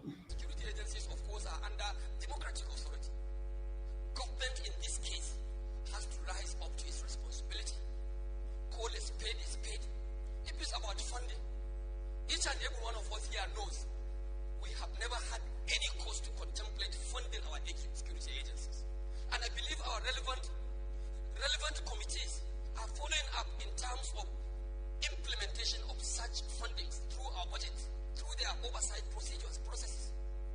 The why things should continue this way. We are here for Nigerian people, and we must speak for Nigerian people. We cannot sit down here, fold our arms, see our electorates, people who elected us into our respective offices, being killed by the day.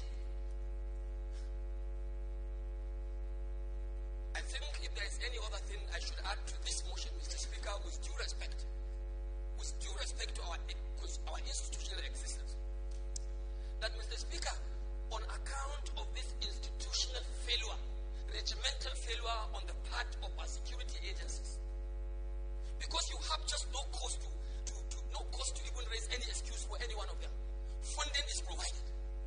Here we are now as an institution. We have now sent signal, invitation.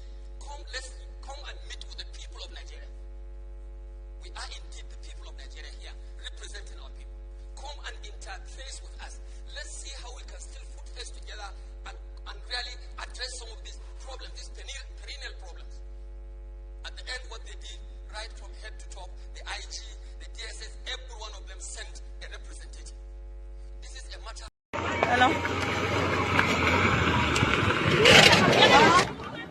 So, this is what is going on in Jaw right now. People are running away because Fulani are about to enter our village. We don't know what we have done wrong, but people are dying. People are busy running. You can see me, I'm in the picture, so I don't know what's going on. I'm inside the picture. You see people are running with their children. Right now they are shooting guns in our place. People are trying to escape with their children.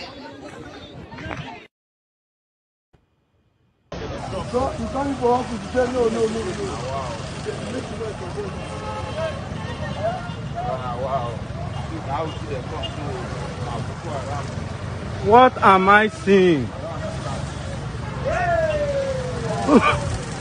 Wait the apple.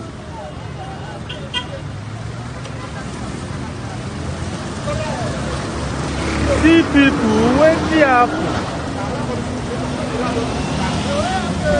No ram, but one ram not inside. Now woman be the load like this. Now woman be the load like this, they can't drop out. They don't say don't suffer. Yes, that lorry that you saw there all arrived in Benin today. Sorry, Edo State today, in Aoshi. When we speak, protect yourself, people take it with a joke. Ogbebolo is working for these people. That's one thing you must understand. Many of you can't, they put water for man, they talk. Fear not, they let you talk. Yeah, because you don't want to offend people. Some of the people that will give you rice tomorrow, that will feed you and your useless wife or your useless husband tomorrow. Because of that, you are always careful, be skeptical to speak truth to power. Ogbebolo is working for these people, especially in his desperation time right now, to make sure that he's finally declared as the authentic state governor. Because of that, Ogbebolo don't care about you. You got to protect yourself. That lorry coming all the way from the north, before he arrived, no security forces stopped that lorry. He arrived in those states. Now, what are these people coming to do? Even though we know we should allow every citizen of the Federal Republic of Nigeria to move freely across Nigeria. But when it becomes a threat to life, there should be some kind of stop. If not by the government, but by the people. But what is the people doing? When they catch Fulani herdsmen, they will do video. We don't run to police officers. Just imagine. Now, the matter I get out to talk. Me, I'm not there, though. I'm not there. Unfortunately, I don't see myself moving to Edo State or live in Edo State in the next 10, 20, 30 years. Even though I want to run anything in Edo State tomorrow, I'll go there, in fact, I'll compete with every position, depending on what I'm running for. I'll compete with all of them. Make sure that I stand out as number one, above all of them. I'm a competitor. I compete a lot. In case you don't know, I compete a lot. I put in everything to compete. If you try to step on my energy, now you go fail. Yes. But say I'll wake up now and say, I don't state I can't stay. It's impossible. I love my state, but I cannot triumph there. I've invested there. I started investing in those states in 2005. Yes. I have a couple of investments in those states. That's how much you can know a son who loves his state or Nigeria. But unfortunately, Edo is not working. Edo didn't work under Obaseki. He's not working right now under Ogbebolo. In fact, Ogbebolo have started in a very dangerous way by going on his knee to submit, to beg the satanic people cabals. Not for you, but for himself. It's very unfortunate. We speak truth to power. Do you know why? Because we're not expecting anything from them. Any youth you see that cannot speak truth to power, they are expecting a lot from them. Fear not go let them talk, because now where they go eat, feed their children, discharge their useless wife from hospital where they give birth. Now from these politicians that they get the money, that's why they cannot speak truth to power. It is too late to fail. I appreciate you all. Mother Deborah, thanks for calling in, man. Please talk to us. Good evening to you. Hello, good evening, Mr. Elvis. Thank you, Mother Deborah. Please talk to us, man.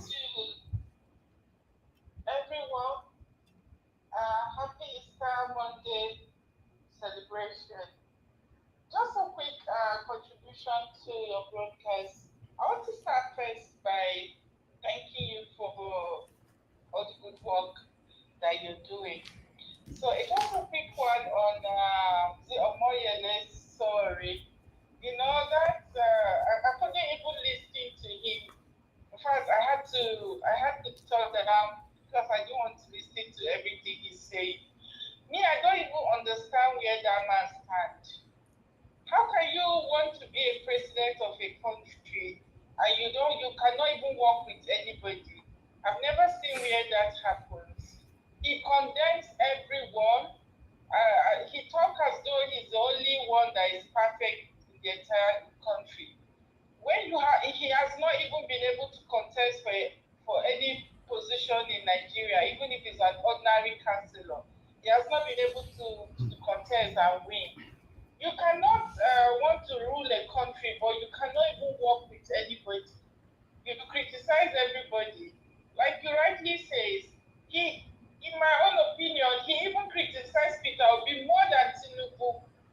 Most times when you listen to him, even if he's going to criticize Tinubu, it's maybe one or two lines. But the emphasis he puts in criticizing Peter Obi is 100 times more than the one that is Tinubu for. And despite the recent happening in the country with the insecurity and everything, one will expect him to try and focus more on those challenges.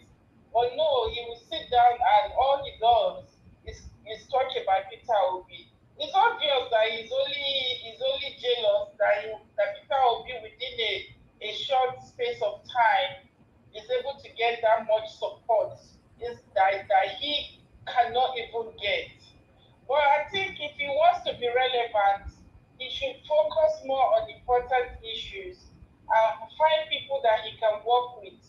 If you want to be a president of a country, but you cannot even work with anybody, then I don't see it. That's why he's not going anywhere. He's just full of his own ego, and he's not going to go anywhere if he continues like that. So that's about Sowore.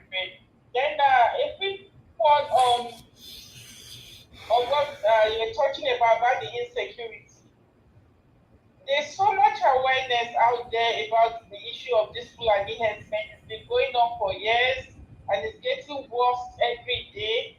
But I just hope that every state in Nigeria will begin to work hard to build their own security, because these governors are not ready to do anything. They are just there to protect their own interests and remain in power. They don't care what happens to the people. They are just going to be playing lip service. But the people themselves are just going to remain victims to the Fulani herdsmen. If the people don't wake up to fight for themselves, to think of how they are going to get their own security out so they can fight for them and protect their communities, they are just going to be victims of the Fulani herdsmen. And if care's not taken, they will all be slave to Fulani later. So I just hope that things change in the near future, even though there's no any indication that anything is going to change yet. But thank you so much as you continue to create awareness. Thank you. People will listen. Thank you so much, Mr. Elvis. Mother Deborah, I appreciate you always for putting your voice to this. God bless you, ma. Thank you. Thank you, sir. Yes, sir. All right, Mother Deborah is so consistent. She's always there, putting her voice to what is affecting us in Nigeria. I appreciate every one of you, my people, on that particular one. Hello, yeah, can you hear me? Your name and where you're calling us from? Hello? Hello? I can't hear you. All right. Thank you very much, my people. In case you want to call in right now, it's better you call in at this particular moment. And we don't have anyone on the panel as for now. But while we wait for others to join us, or rather for anybody else to call in, I'd like us to listen to what Boala have to say quickly. a list of the president's appointees to debunk his claims. But the list was incomplete, as noted by people on social media. An apology was tendered and a new list promised. We are still waiting for that list. Then came the back and forth between the good senator and the spokesmen of the president, sometimes involving words which we will hopefully not be repeating on tonight's program. But is the Tinubu administration ignoring federal character in his appointments? Oh, wait, Ikechukwu, my brother, you mean that man will talk for that video, the dog buy and he don't die?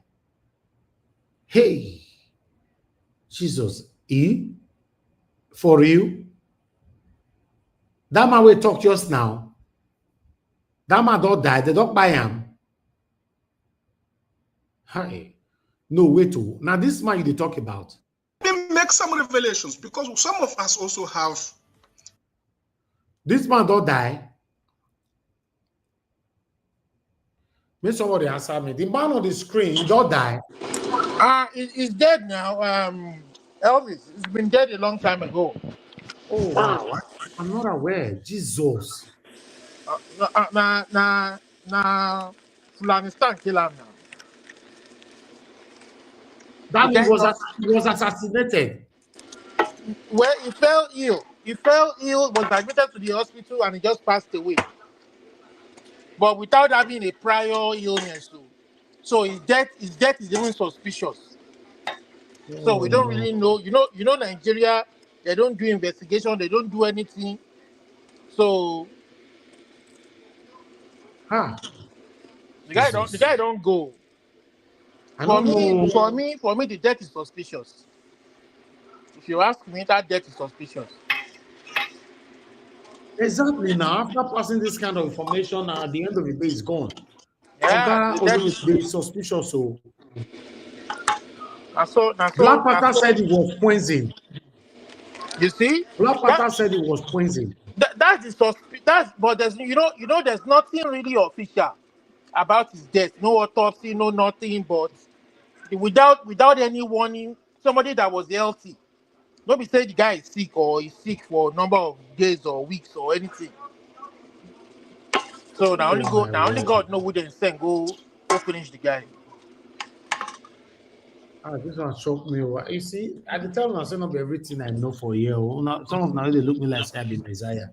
No, I'm not Messiah. Not everything the guy don't pass now. You don't know during Buhari regime, the guy is spy now. I know you know. Now today me they know, so I bet you. The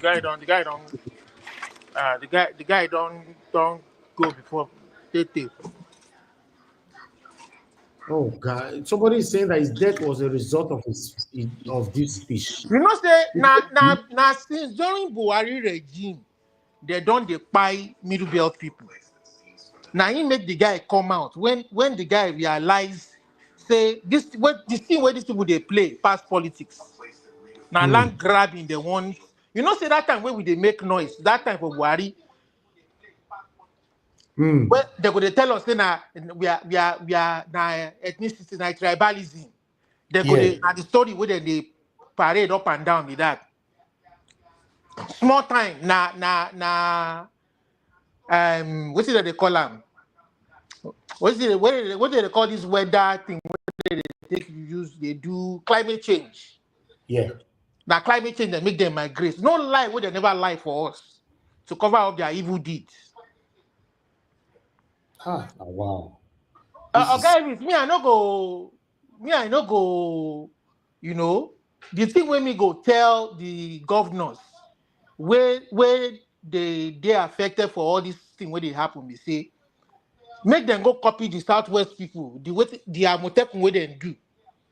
Employ your youths, give them job. The security allowance where you now they collect governors 250 million. Now some of them they collect per month. For security, where now they provide for nobody but for our family. Employ the youth and protect the lives of your people. Okay. Employ your youth, plateau governor. Start a security outfit. Give it whatever name, whatever gun where the constitution allow you buy, whether na den gun or whether na hunter's gun or whether na anything or Arm them, protect your people. That's just the only thing that we need to say. That let me take this call quickly, Oga Olumide. I'll come back to you shortly. Mr. Raf, thanks for calling in, sir. Good evening to you. Talk to us. Yes, sir. Thank you. Talk to us. Yeah, thank you for your good job for our country. May God bless you. Thank you, sir. Yeah, I wanted to say before the guy said it. The guy died. He never recently went up that night died. So, yeah, the man died. The man was very calm. Was very, he worked his CBN. Was very calm. He was one of the best. So that you can see our country. So, quick one. I think there is something I don't understand about Omo Eresole. He's making me to start to begin to question his sincerity about our country. Because each time he granted interview, he gave me cause for worry. Because nobody said P2B is a friend. Nobody said P2B is God. But P2B is above God. P2B is the best we have right now. Yes. And if he means well for the country the way he claims, it's just a question of to work with him. You understand? So, but there's no way, even, let's even forget about corruption in the electoral system. Let's even say we want to conduct fair election. Sure, they cannot win any fair election. You don't have the resources. Because even though that you don't need to bribe anybody, you do campaign now, you print posters now, you do jingles now, you talk to people now. You don't have that kind of resources. There's no way you can win presidential election. So I don't know what I'm questioning. I'm doubting his sincerity. You mean financial resources? Yes, you don't have to. Let's even start with that. You don't even have financial. Let's say our election is free and fair. Even they say of the A4, he don't have the resources. So in other words, he cannot even win any free and fair election. Let's even start with that. So for the fact that he cannot do it, he needs somebody. He needs people. And P2B is one of the most good resources. I listened to the one day. The authority is saying yes. This is why he's supporting P2B. Why he's not supporting OSO? Because he said with P2B enter, P2B may not be able to change those bad people. But one thing he's sure of P2B is going to guarantee free and fair election. He says only free and fair election that people like Omo will now come become president and now change those bad people. That's how normal people reason. But for you to just wake up, stay without you, nobody, P2B should die, P2B should not leave, P2B should do this. It's not fair now. I don't know. Somebody like you who is close to him, can you talk to him? You people should talk to him. Let him tone down. P2B is not the problem. P2B is not the problem of Nigeria. P2B is the solution seeker. So another thing I want to give you as a private, I want to give you this, I want to do it private, but let me make it public. With the kind of people you know, like Abul or whatever, that told you that they have talked to P2B. Can they provide you with evidence? Because P2B, I know.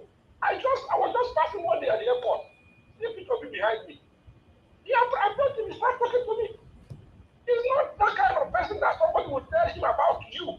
Even people that didn't do much, people that just here at the airport, they are doing where they P2B goes there. Somebody that staff, you know the lady that staff in Lagos, her face, remember in the election, remember the lady that they stabbed her face in the election, remember, in Lagos. I don't know if you remember. Yeah. Did you know that people went to that woman, went to go and trace that woman's house? So what I'm trying to say is that I'm not 100% sure that those people that told you that they talk to people about coming to your channel, they really talk to you. Can they convince you with evidence? Because I'm doubting it. If they talk to people about you, I promise you, people I know will come to your channel. All right. That doesn't stop us from supporting the right thing. Peter Obi is the right man as we speak. I know you. I see the answer you gave somebody who complained, who was like, you are still supporting people after I didn't come to your channel. I know you're not doing it because of anything. You're one of those few Nigerians who can do what you are doing. I applaud you. Thank you. I'm not even doing what you are doing. I'm not honest with you. But what I'm trying to say is that in as much as you're not doing it because you want to come to your channel, I know that you don't care. No. Don't be sure. Can those provide evidence? Because, like, for example, what you know about Aburi now, I think Aburi is not the kind of person we thought he is. He's one now, the person who told you that he talked to P2P, how are you always be sure that he did that? All right. That's my own. Thank you, sir. On this. Okay, thank you. Thank you very much, sir. God bless you. Thanks for standing for what is right. Thank you, sir. Okay. All right. I have another caller, my brother, Mr. Larry. I would like you to talk to us sharply. Guys, press on the like button, press on the dollar sign, encourage what we do if you can. Thank you very much, Mr. Sevenge. Thank you so much for the special. God bless you, sir. I'm grateful. Thank you, Mr. Larry, for calling in. Please talk to us, sir.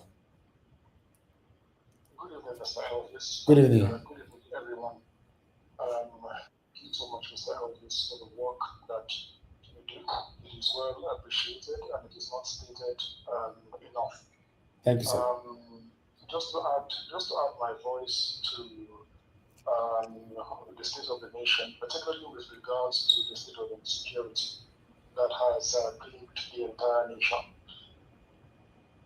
I always, every now and again, I'll rise in the chat. Silence is acquiescence. And the silence is deafening. The silence is deafening from the governors, to the senators, to the minister, more importantly, the so-called president, to the vice president. It seems like the vice president has disappeared altogether. To the political actors, the silence is deafening.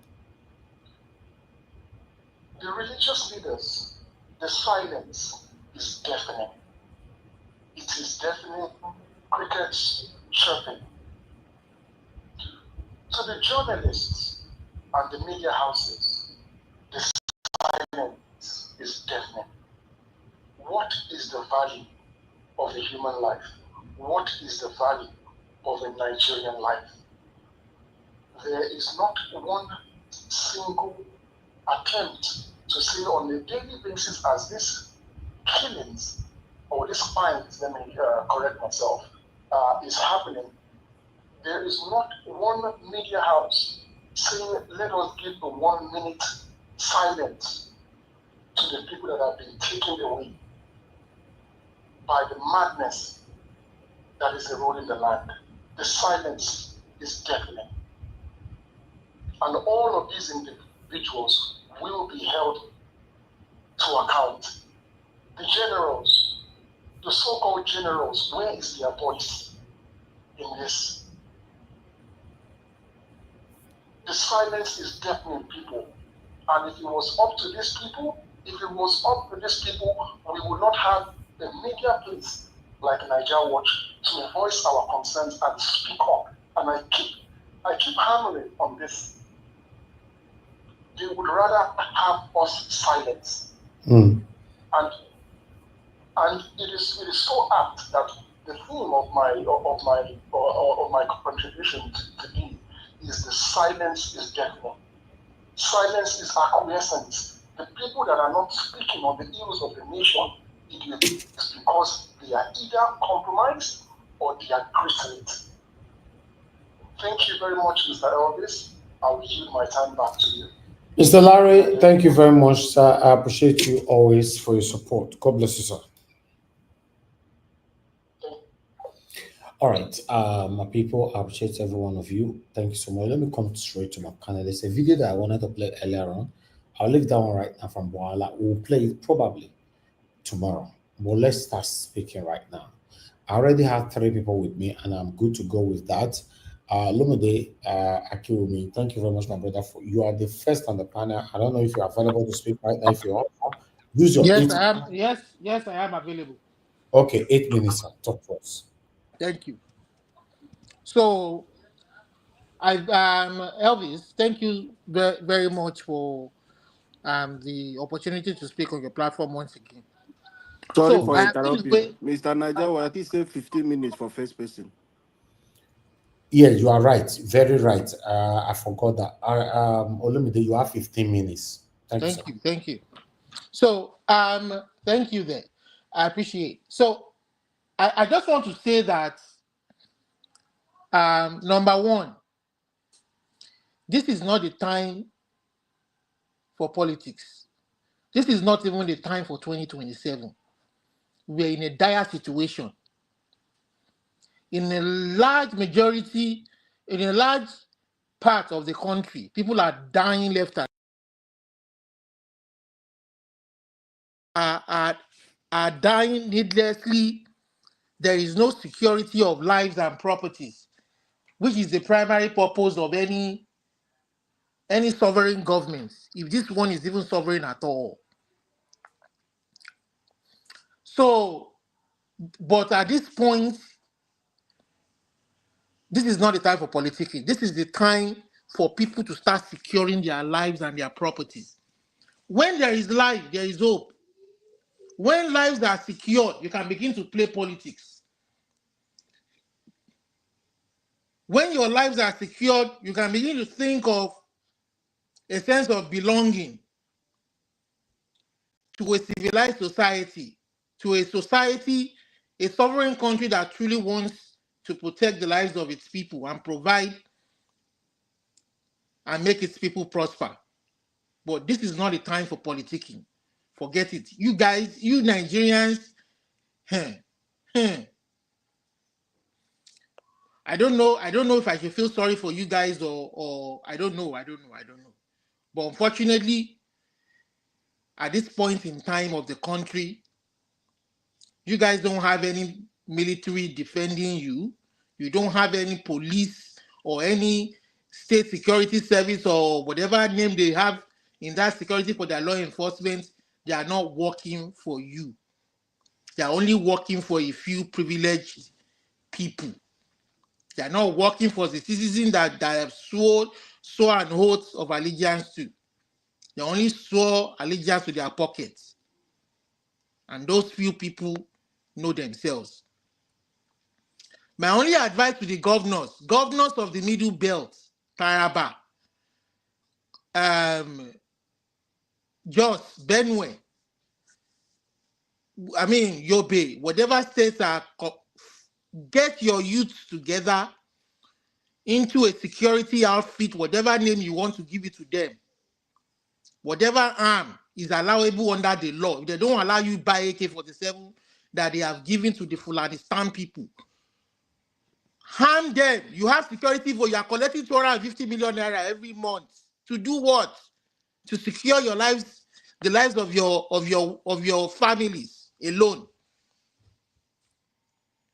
So, people of Benue, Plateau, Yobe, Taraba, come together, get your governor to spend this money to pass this security outfit into the state law and secure your lives. Like the people in the Southwest did, the governors in the Southwest. At least they are feeling the impact. They may not be fully harmed, The federal government may not fully recognize them, but they have been doing. I would laud Akeredolu. If Akeredolu did nothing for the people of Odo or left no legacy, this was one legacy that this man spearheaded with his knowledge of law as a senior advocate of Nigeria to benefit his people in Ondo. But unfortunately, he couldn't prevent the bomb blast.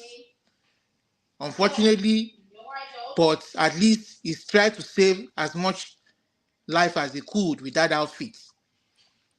Putting pressure where the federal government that had the primary responsibility was lacking. You have to come together and push back against this. They are pretty clear of what they want. They want to wipe away your ethnicity so that at the end of the day, they want to rewrite the map of the entire geographical region. And I'm sorry for this Yoruba. See, they may not be attacking Yoruba people as much as they did during the Buhari time. But I'm sorry for Tinubu and for those people supporting him. All those people that I have labeled, àwọn bàbá wa ọmọ, àwọn bàbá ọmọ wa kì í ṣe di bẹ̀bẹ̀rẹ̀. That supported nonsense. They are coming back for you guys after supposedly 8 years. Supposedly 8 years. As long as you people still remain a shithole in the contraption that you are. Yeah, he will spend his 8 years. Of course, he will rig his way, spend his 8 years. But unfortunately, they are coming back for you guys. The Fulani stand, they are coming back for you, and they are coming big time. I'm sorry for you people of the Southwest. I'm sorry for you people that is supporting nonsense. You think that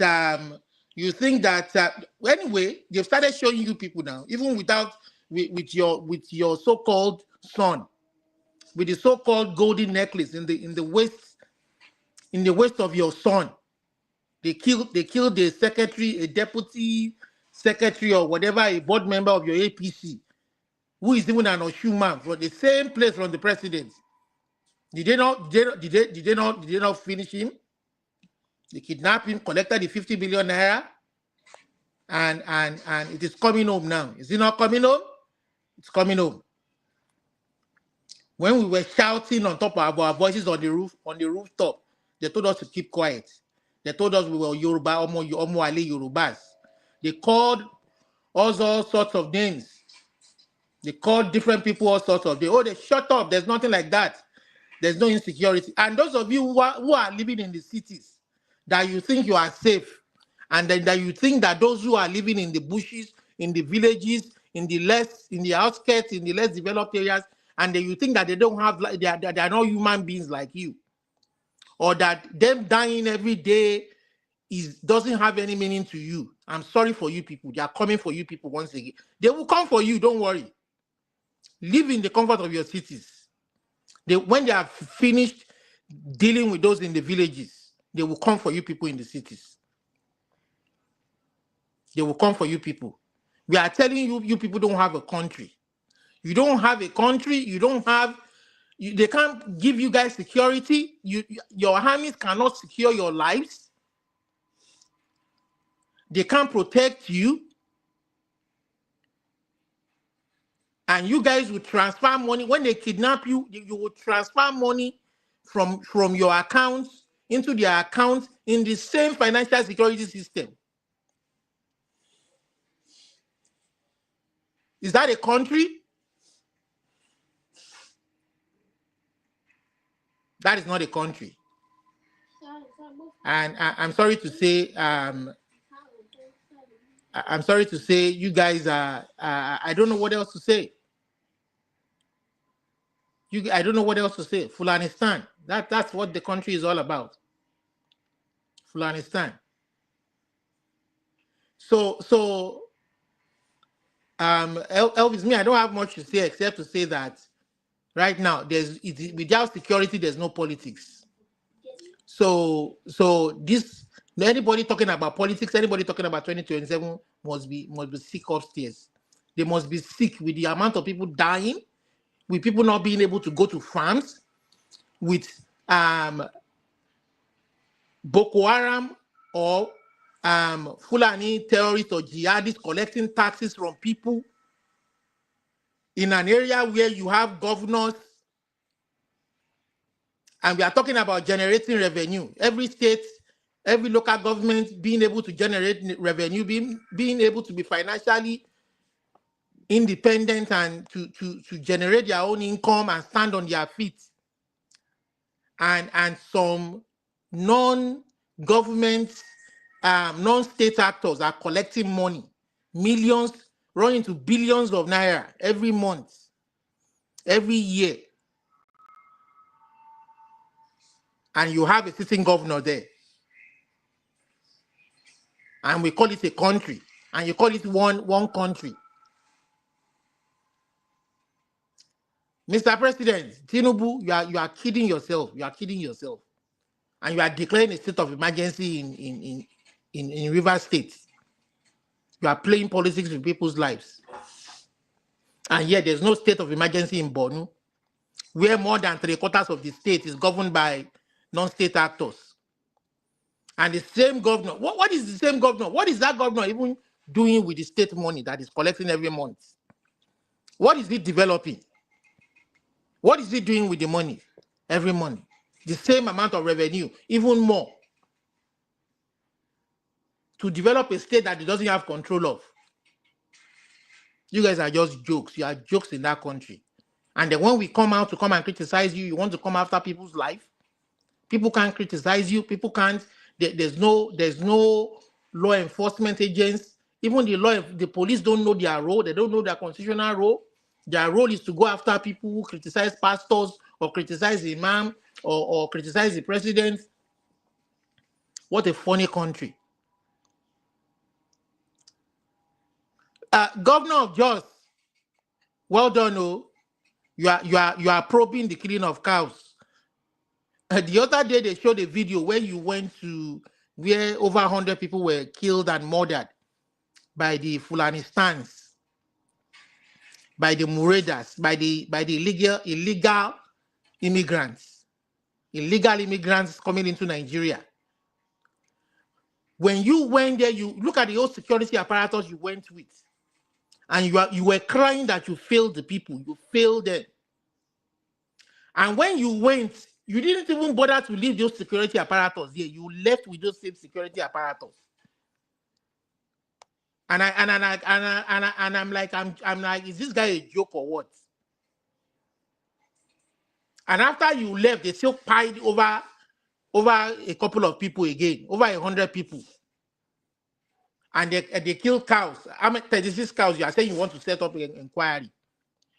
You must be a very daft human being. You're a daft human being.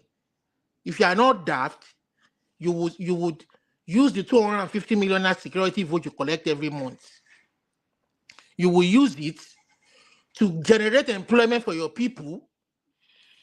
There are people who want to defend their land. Pass a state, go and borrow a leaf from Ondo governor. Go and borrow a leaf from the Southwest governors. The laws that they pass it into law. Defend Reverend Alia, fake Reverend Alia of Benue, stupid idiots. You know me, I have a very caustic lip. I will insult you guys though. I will insult you guys because I have a very caustic mouth. You guys don't deserve any praise, any respect, any kind of commendation. You guys are.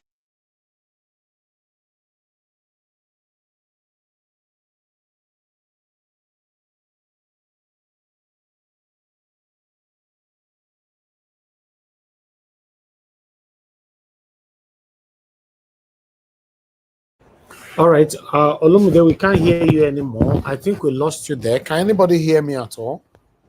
Is it coming from my side? Can you hear me now? Yeah, you are back. Yes.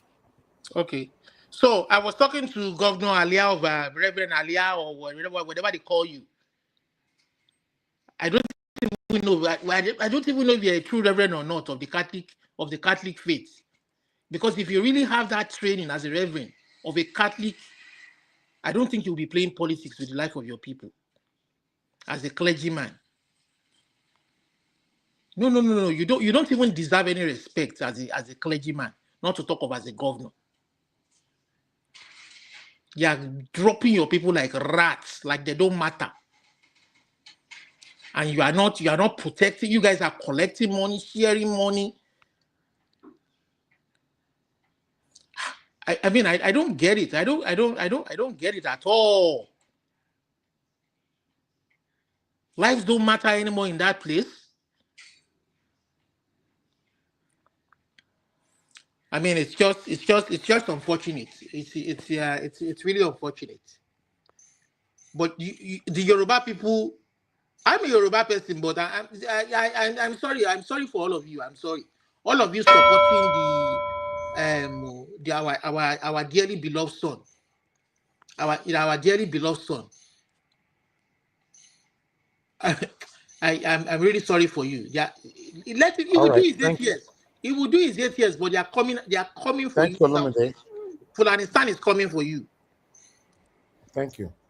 You're welcome. Thank you so much, Olumide. I appreciate you for your time, for that wonderful long submission. God bless you, sir, for joining us today. Guys, I appreciate every one of you right there for listening to us. Those of you in the comment section, I appreciate you all. Let me call on Mr. Alabo. Mr. Alabo, it's good to have you on the show. Good evening to you, sir. You have 8 minutes. Please talk to us. Okay, Mr. Alabo, you are not there. This thing, good evening, sir. Okay, go ahead. I am here. Okay, go ahead, sir. Thank Can you hear me? Yes, I said yes. that first day where you talk this thing, say if anybody will come fast, you say first and second. No. You don't reduce them. No. Because It's it's only 15 minutes. first. No, it's only first. It's only first. It's only first. Thank you. Okay, no problem, sir. No problem, sir. Good evening, Nigerians. Good evening, wonderful backroom staff. Good evening, Mommy Diaspora. Good evening, people on the comment section. Your likes and your sharing will take our message so far. So please just click on the like button and the share button and spread this gospel. We'll continue to preach it until it will go around to the world. Nigeria was yesterday. I talked about my state and what is happening in River State. There was a Black Panther came up with some accolade for Nyesom Wike and things he has done. So I've come today to let him understand that those things he's talking about Wike, he did not really understand about River State that much. Let me take us back as at 2014, where all these things started. Because of a sentiment for Rotimi Amechi did not support Goodluck Jonathan. That was the thing that gave birth to Nyesom Wike that we have today. That is why I have done my video, which I told our header statement that the monster they raise today has grown beyond everyone. Today, dare any of them. Because these are the things. The same man who did a press conference, you can hear him telling people that he did not support Atiku Abubakar because Buhari finishing 8 years, another northern will not come and take over from Buhari. That was why he supported a southern president. Yes, Wike is an Ikwere man. Amiechi is an Ikwere man. Odili is an upland. Let's say the same Igbo speaking and other thing, just like that mix, but the same senatorial district. This thing has happened. Odili finished his tenure. He gave it to Amiechi.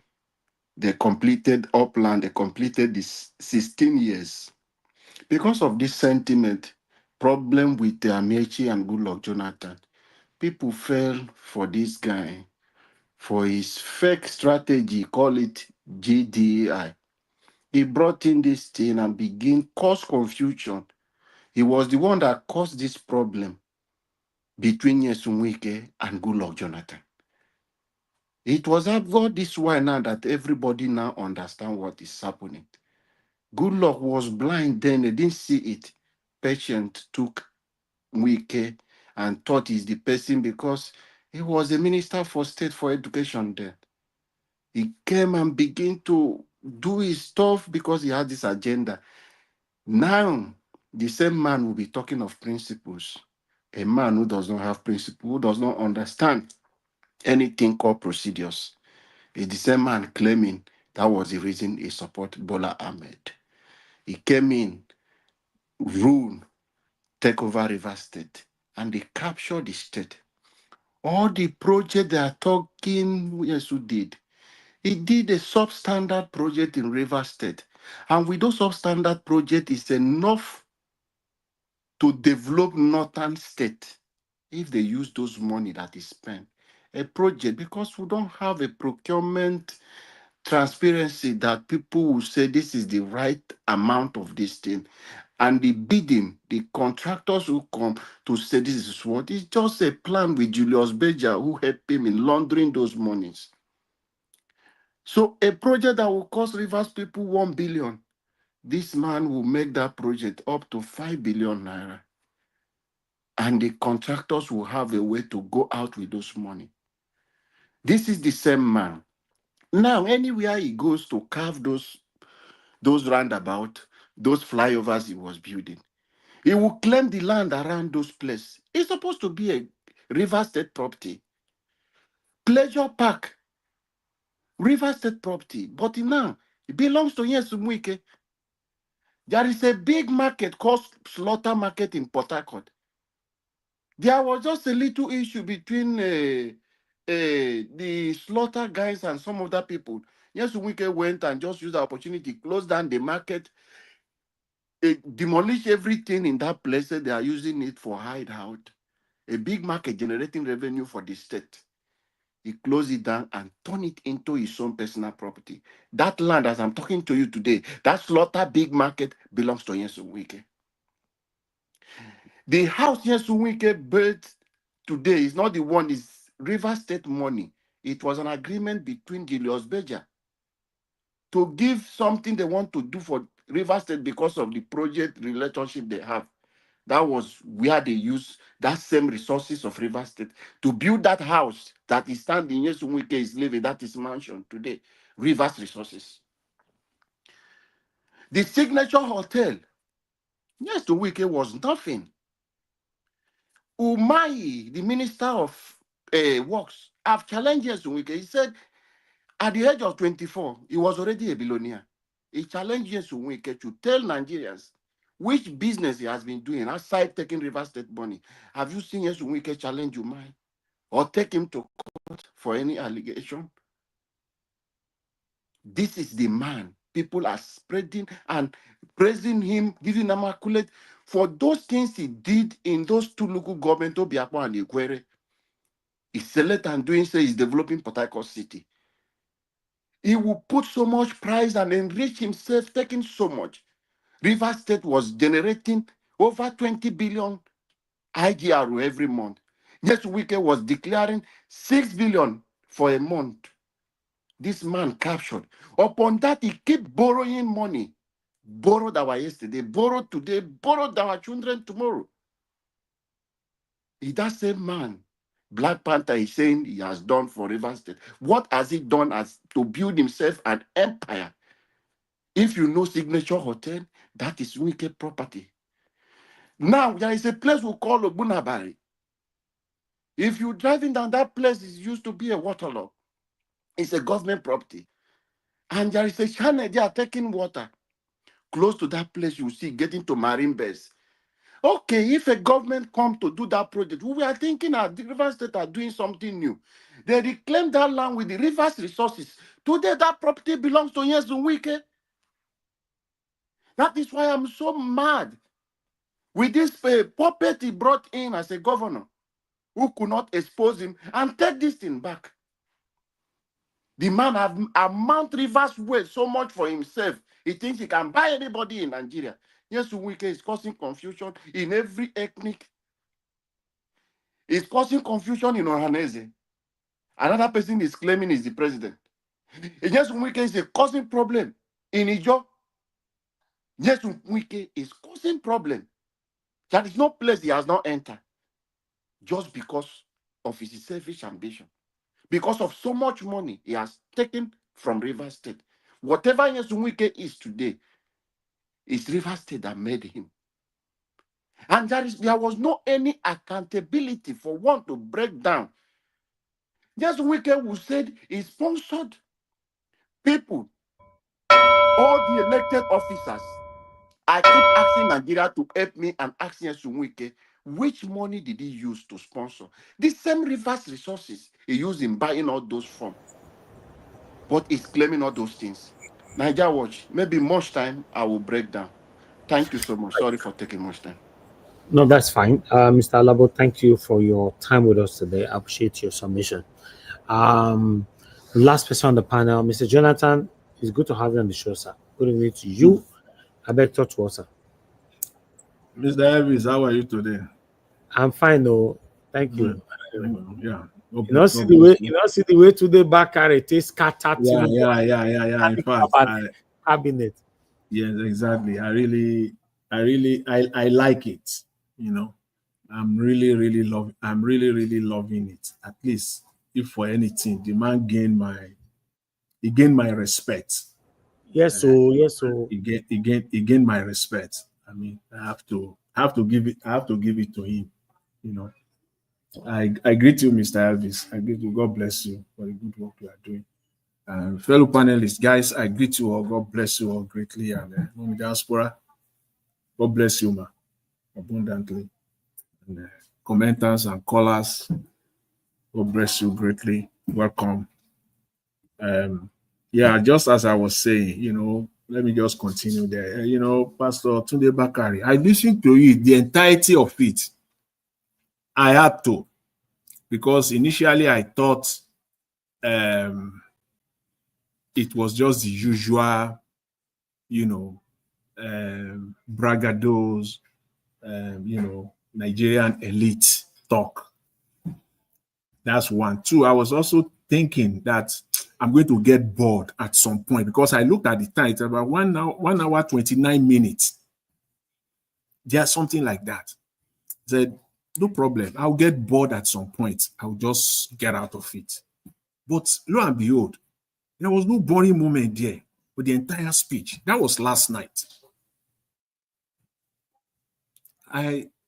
There was no boring moment at all, I must say.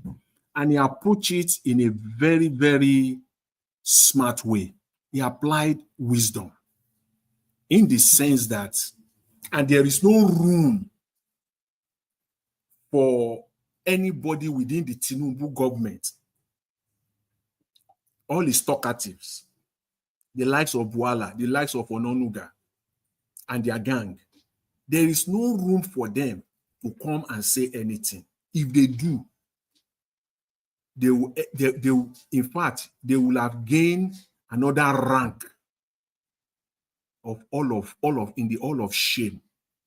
They will be fools.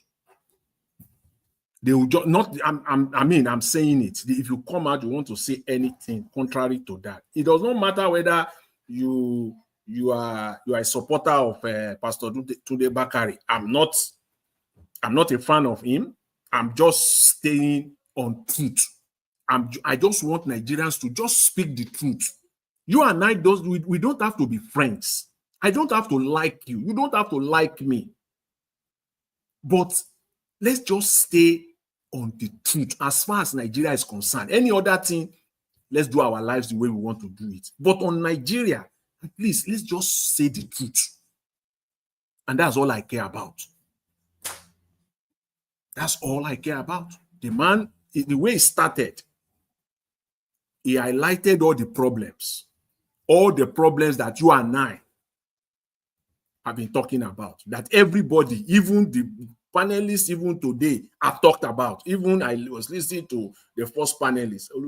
Everything you talked about, most of it, he highlighted them. And I was listening to him and I said, this man it's like this man is listening to Niger Watch, or is just a genuine Nigerian. He put aside his, everything else. He just want to be, at least let me just be true. Let me just be true for once. Let me just be true. I believe I was listening to him for 1 hour, 30 minutes. I was looking at the man and I was thinking on my head, perhaps he sat down with his family. He sat down with his wife, his son, and daughters. This is what I want to do. And he listened to them. He got their encouragement, because you need to be courageous to do what Pastor Tunde Bakare did. All you need to do is to go and listen to his speech, to that speech that he gave. You need to be courageous. You need all the support that you need, especially your family, your wife, and probably your children. That, my dear, go ahead. Dad, go ahead. You need it. Because he did not hide anything. He said it the way it is. He criticized the Tinubu government. He highlighted all the issues that are confronting us as a nation. And in a smart way, the smartest move, he applied scripture to defend everything that he said. And to wrap it up, he provides solutions. That is why I said, Ononuga cannot see, he shut them up. He provides solutions, which any smart person, even if is your worst enemy, you will enter inside, enter house, grab that speech, look through it, study it carefully, and say, okay, there are things that we can do here. There's nobody in Nigeria, no one, that if you want good Nigeria and you want good governance, that you will not pick one, at least one item that will say, okay, this one, I think we can work on this. That is what a smart government will do. That is what this, when we say they are, this is another testament. This is a test for them, whether they are smart or they are clueless, whether they are wise or they are fools. He said it. I believe it was Proverbs chapter 14, 13 and 14. He told them specifically, expressly, that he will not respond to them. He knows he said he knows that the bulldogs are coming, but he will not respond to them, because the Bible says, if you respond to a fool, you are a fool as well. He says, so as a teacher of the word, he will not do that. But he's already, he knows, he's aware. He said they are coming after him. So I really, I'm glad that at least someone who has a platform. The man bought your time. He said it. 1 hour, 30 minutes on channels, 1 hour, 30 minutes on AIT. He doesn't want that speech to be wasted. He paid. And he gave the speech. He highlighted all the problems, the shenanigans of the government, the executive, and the legislature. The only arm of government that I think is spared is the judiciary. And for obvious reason that he did not mention. In fact, the entire speech, there was no, listen to it. I was waiting as I was listening to him. There's nothing like judiciary. That word judiciary,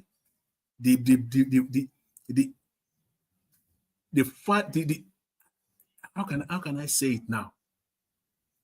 The only area where it really came out was when he was using the rule of law. The rule of law. But to say specifically the judiciary, judges, he avoided it. He did not say anything on that. So for the very first time, I'm really glad, and I encourage people, the Nigerian media, the elite, to start talking. As I said earlier, some few days ago, I said the Nigerian media alone can bring the government down, can bring the Nigerian government to our knees.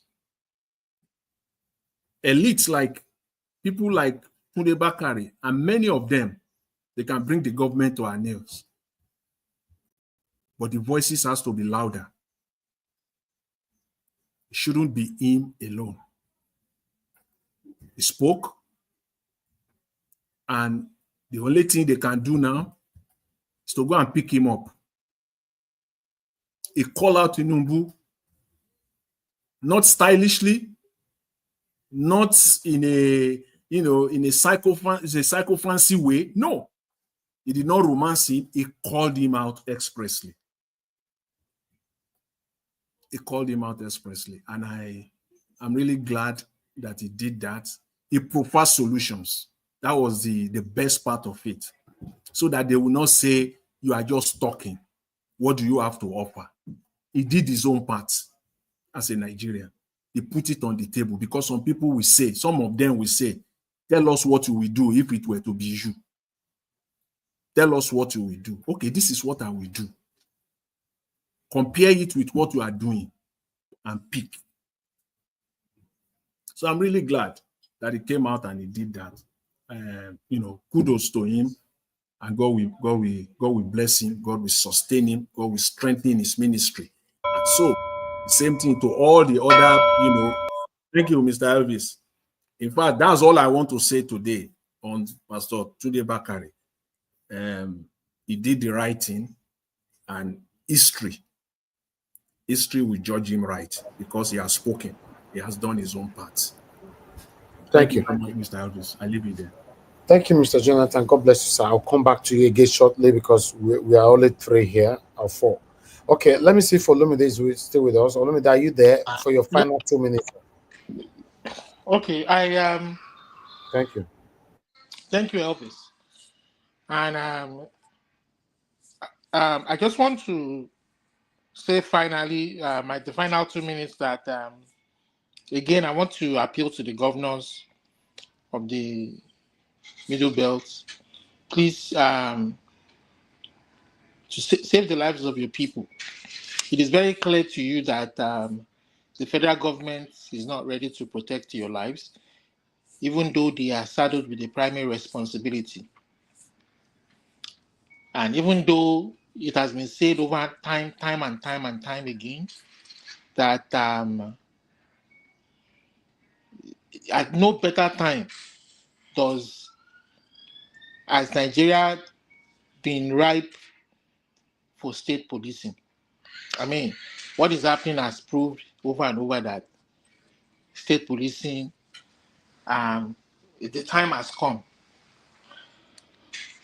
I mean, but you heard the DSS man himself saying that the community should organize themselves and protect themselves. So, state governors of the Middle Belt people, please do what you have to do to protect the lives of your people.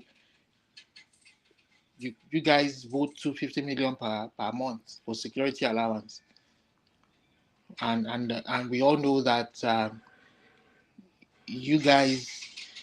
I mean, all I would say is just do the needful to protect the lives of your people. But Mr. Jonathan, my own grouse with people like Bakare. All right. For me, people like Bakare, it's difficult for me to respect people like that, people like him. For me, I just see him as a politician, just cloaked in the garment of a clergyman. He's a politician. So for me, it is. So yeah, and he hasn't hidden the fact that he's a partisan politician. He's an APC card carrying member. They brought the bloodshed upon this country. All right. Olumide is a politician, but he's speaking truth to power at this Speaking moment. truth to power this is a man who lacks judgment. For me, he lacks judgment in the sense that he spent. I don't know where he got the 100 million naira from. Maybe from the tight members of his church people. Maybe from one rich donor. Maybe from his own pocket. I don't know how a sensible human being will carry 100 million naira and buy presidential tickets, knowing fully well, and he didn't get one vote, one single vote. And this same man brought Buhari to us. All right. All the items he itemized, everything he said and talked about, all the problem and solution. We know all that one before. Let's move on. Now implementation we want. You know Thank you. story. We know one story. I bet all that one we know go chop am. We know one story. All right. Thank you, Olumide. All these things that you mentioned, I criticized him for it in the past, but his submission yesterday, I'm very, very pleased with it. You know, yeah. Elvis, what we are saying, I beg no vex. What we are saying is that we have heard enough of all the analysis of the problem, and we have 1,001 solution. We want implementation. People like him carry force. People like him are elders. Yoruba elders is an Egba man. I'm an Egba man. I know what I'm talking about. People like him are people that we look up to and respect. That's interesting. We don't want rhetoric anymore. We want action. That's interesting, Olumide there. I'm an Egba man too. So 3 Egba man are here now. Bakare in the middle. So, okay. Because Mr. Jonathan, because you to do it. Action and favor enough talk. Our children but you and I, but you remember, Mr. Olumide, you and I, we're talking now. Yes. It is this talking that we're doing right now. You and I did not say we should enter house and forget talking. It is this talking that we're doing now. So those that are talking, I believe that as long as they are saying the truth, I think it is in the right line. And for this man, at least for now, and he did not hide it, he's a politician. He clearly, I mean, you need to listen to that speech. If you do, you will probably, you All know. right. All right. Yeah. Thank you, Olumide. Thank you. Mr. Alabo, your 2 minutes, sir. Yeah, Mr. Lumide, thank you, my brother. Some people may agree with you, but one thing we want now, that is message. When people like that come out to talk, you don't know how many people hope you don't really raise. You've given hope to the hopeless people that there is hope. So when people like that come out, if Adeboye can do the same thing today, Pastor Chris can do the same thing. And this dunamis pastor, what is his name? The doctor waiting. Mr. Elvis helped me with his name. This man in Abuja, the medical doctor. If that one, is he Enyeshe? If that one can come out to speak, and all of them, all these top pastors with big congregations can come out. And this one from my state, who is always talking about money, Ibiome, all of them, if they can come out today and stand in front of their congregation and speak like this, as I'm talking to you, since River State issue happened, Ibiome has not opened his mouth to speak anything about that, because he's a smart person who is always working with these politicians. So he knows if this one go, this one must come and meet me.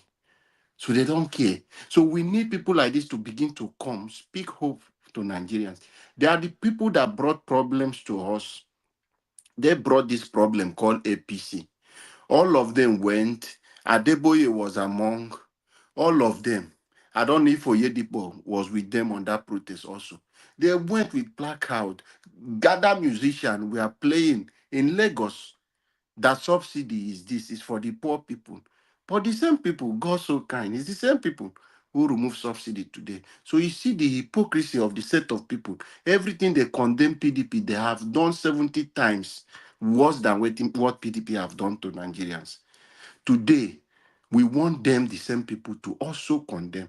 While we are pushing for a new Nigeria, we don't believe in any of them. They have failed us. Nigeria want to appeal to Nigerians today. It's a challenge I want us to do. Let us begin to place course on All right. all politicians. This is a prayer, Mr. Ebis Noves Abeg. This is a No, prayer I want quick, Nigeria I to have start. someone on the phone. Thank you. It's a Quick. campaign, course upon politicians, corrupt politicians. If we start like that, they will stop.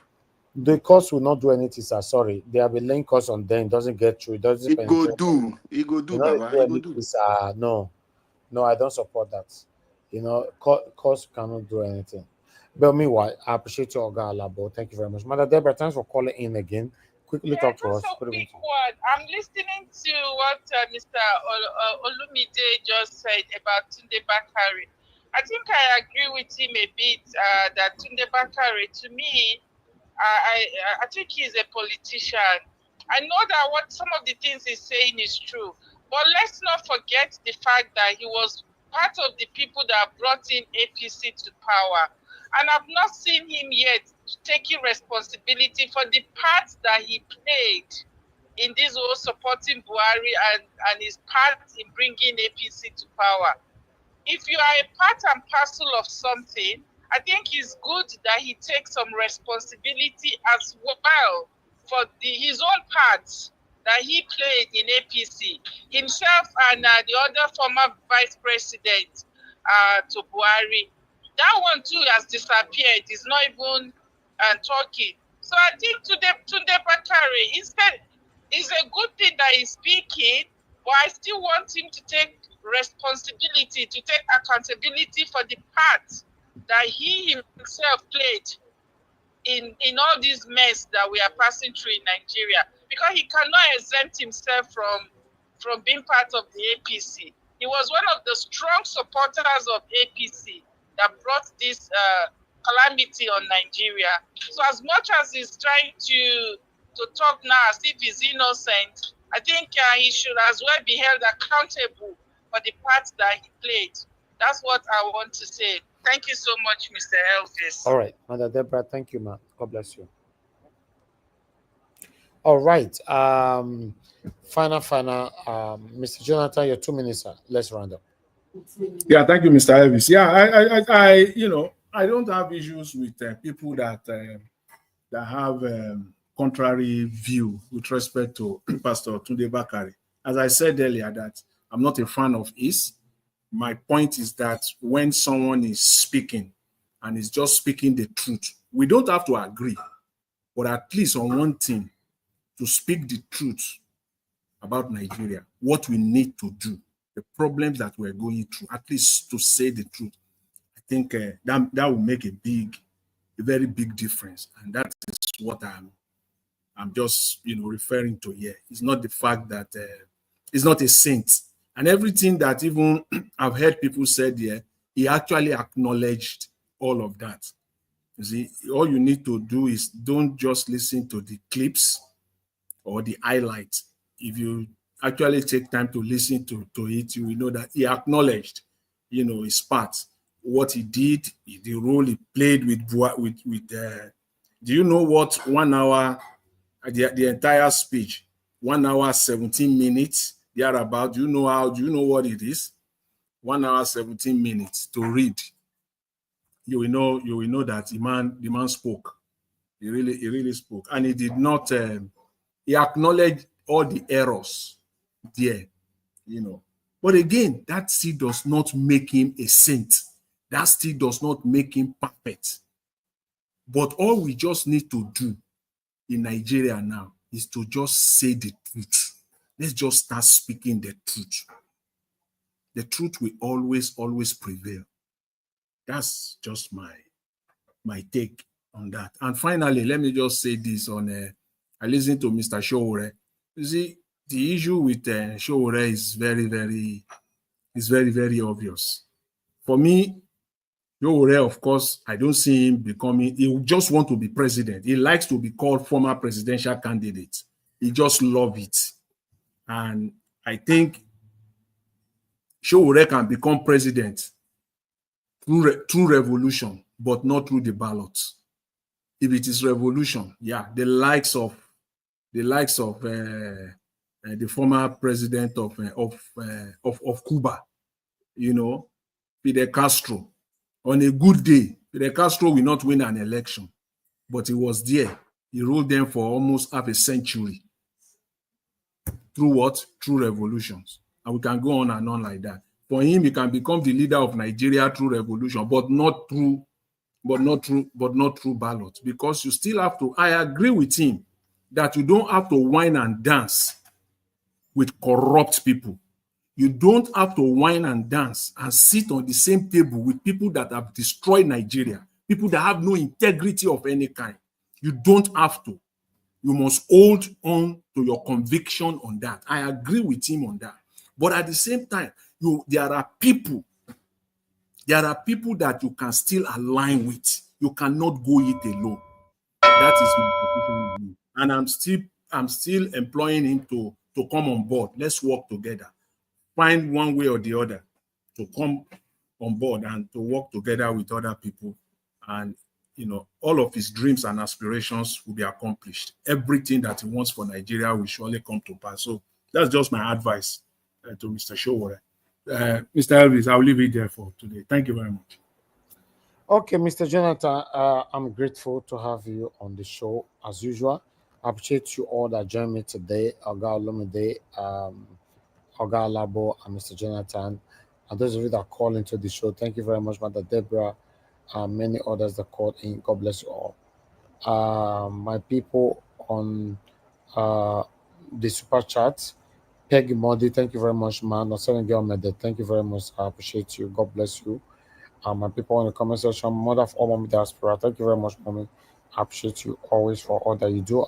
Abu Azi, I appreciate you always for all that you do. God bless you. God bless you all, my people. Mr. Jonathan, thank you once again.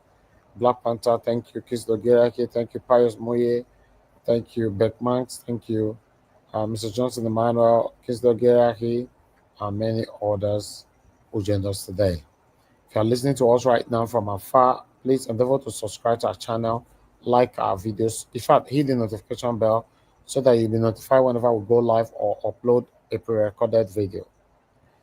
My people, we've come to the end of this broadcast. It's been a long day for me.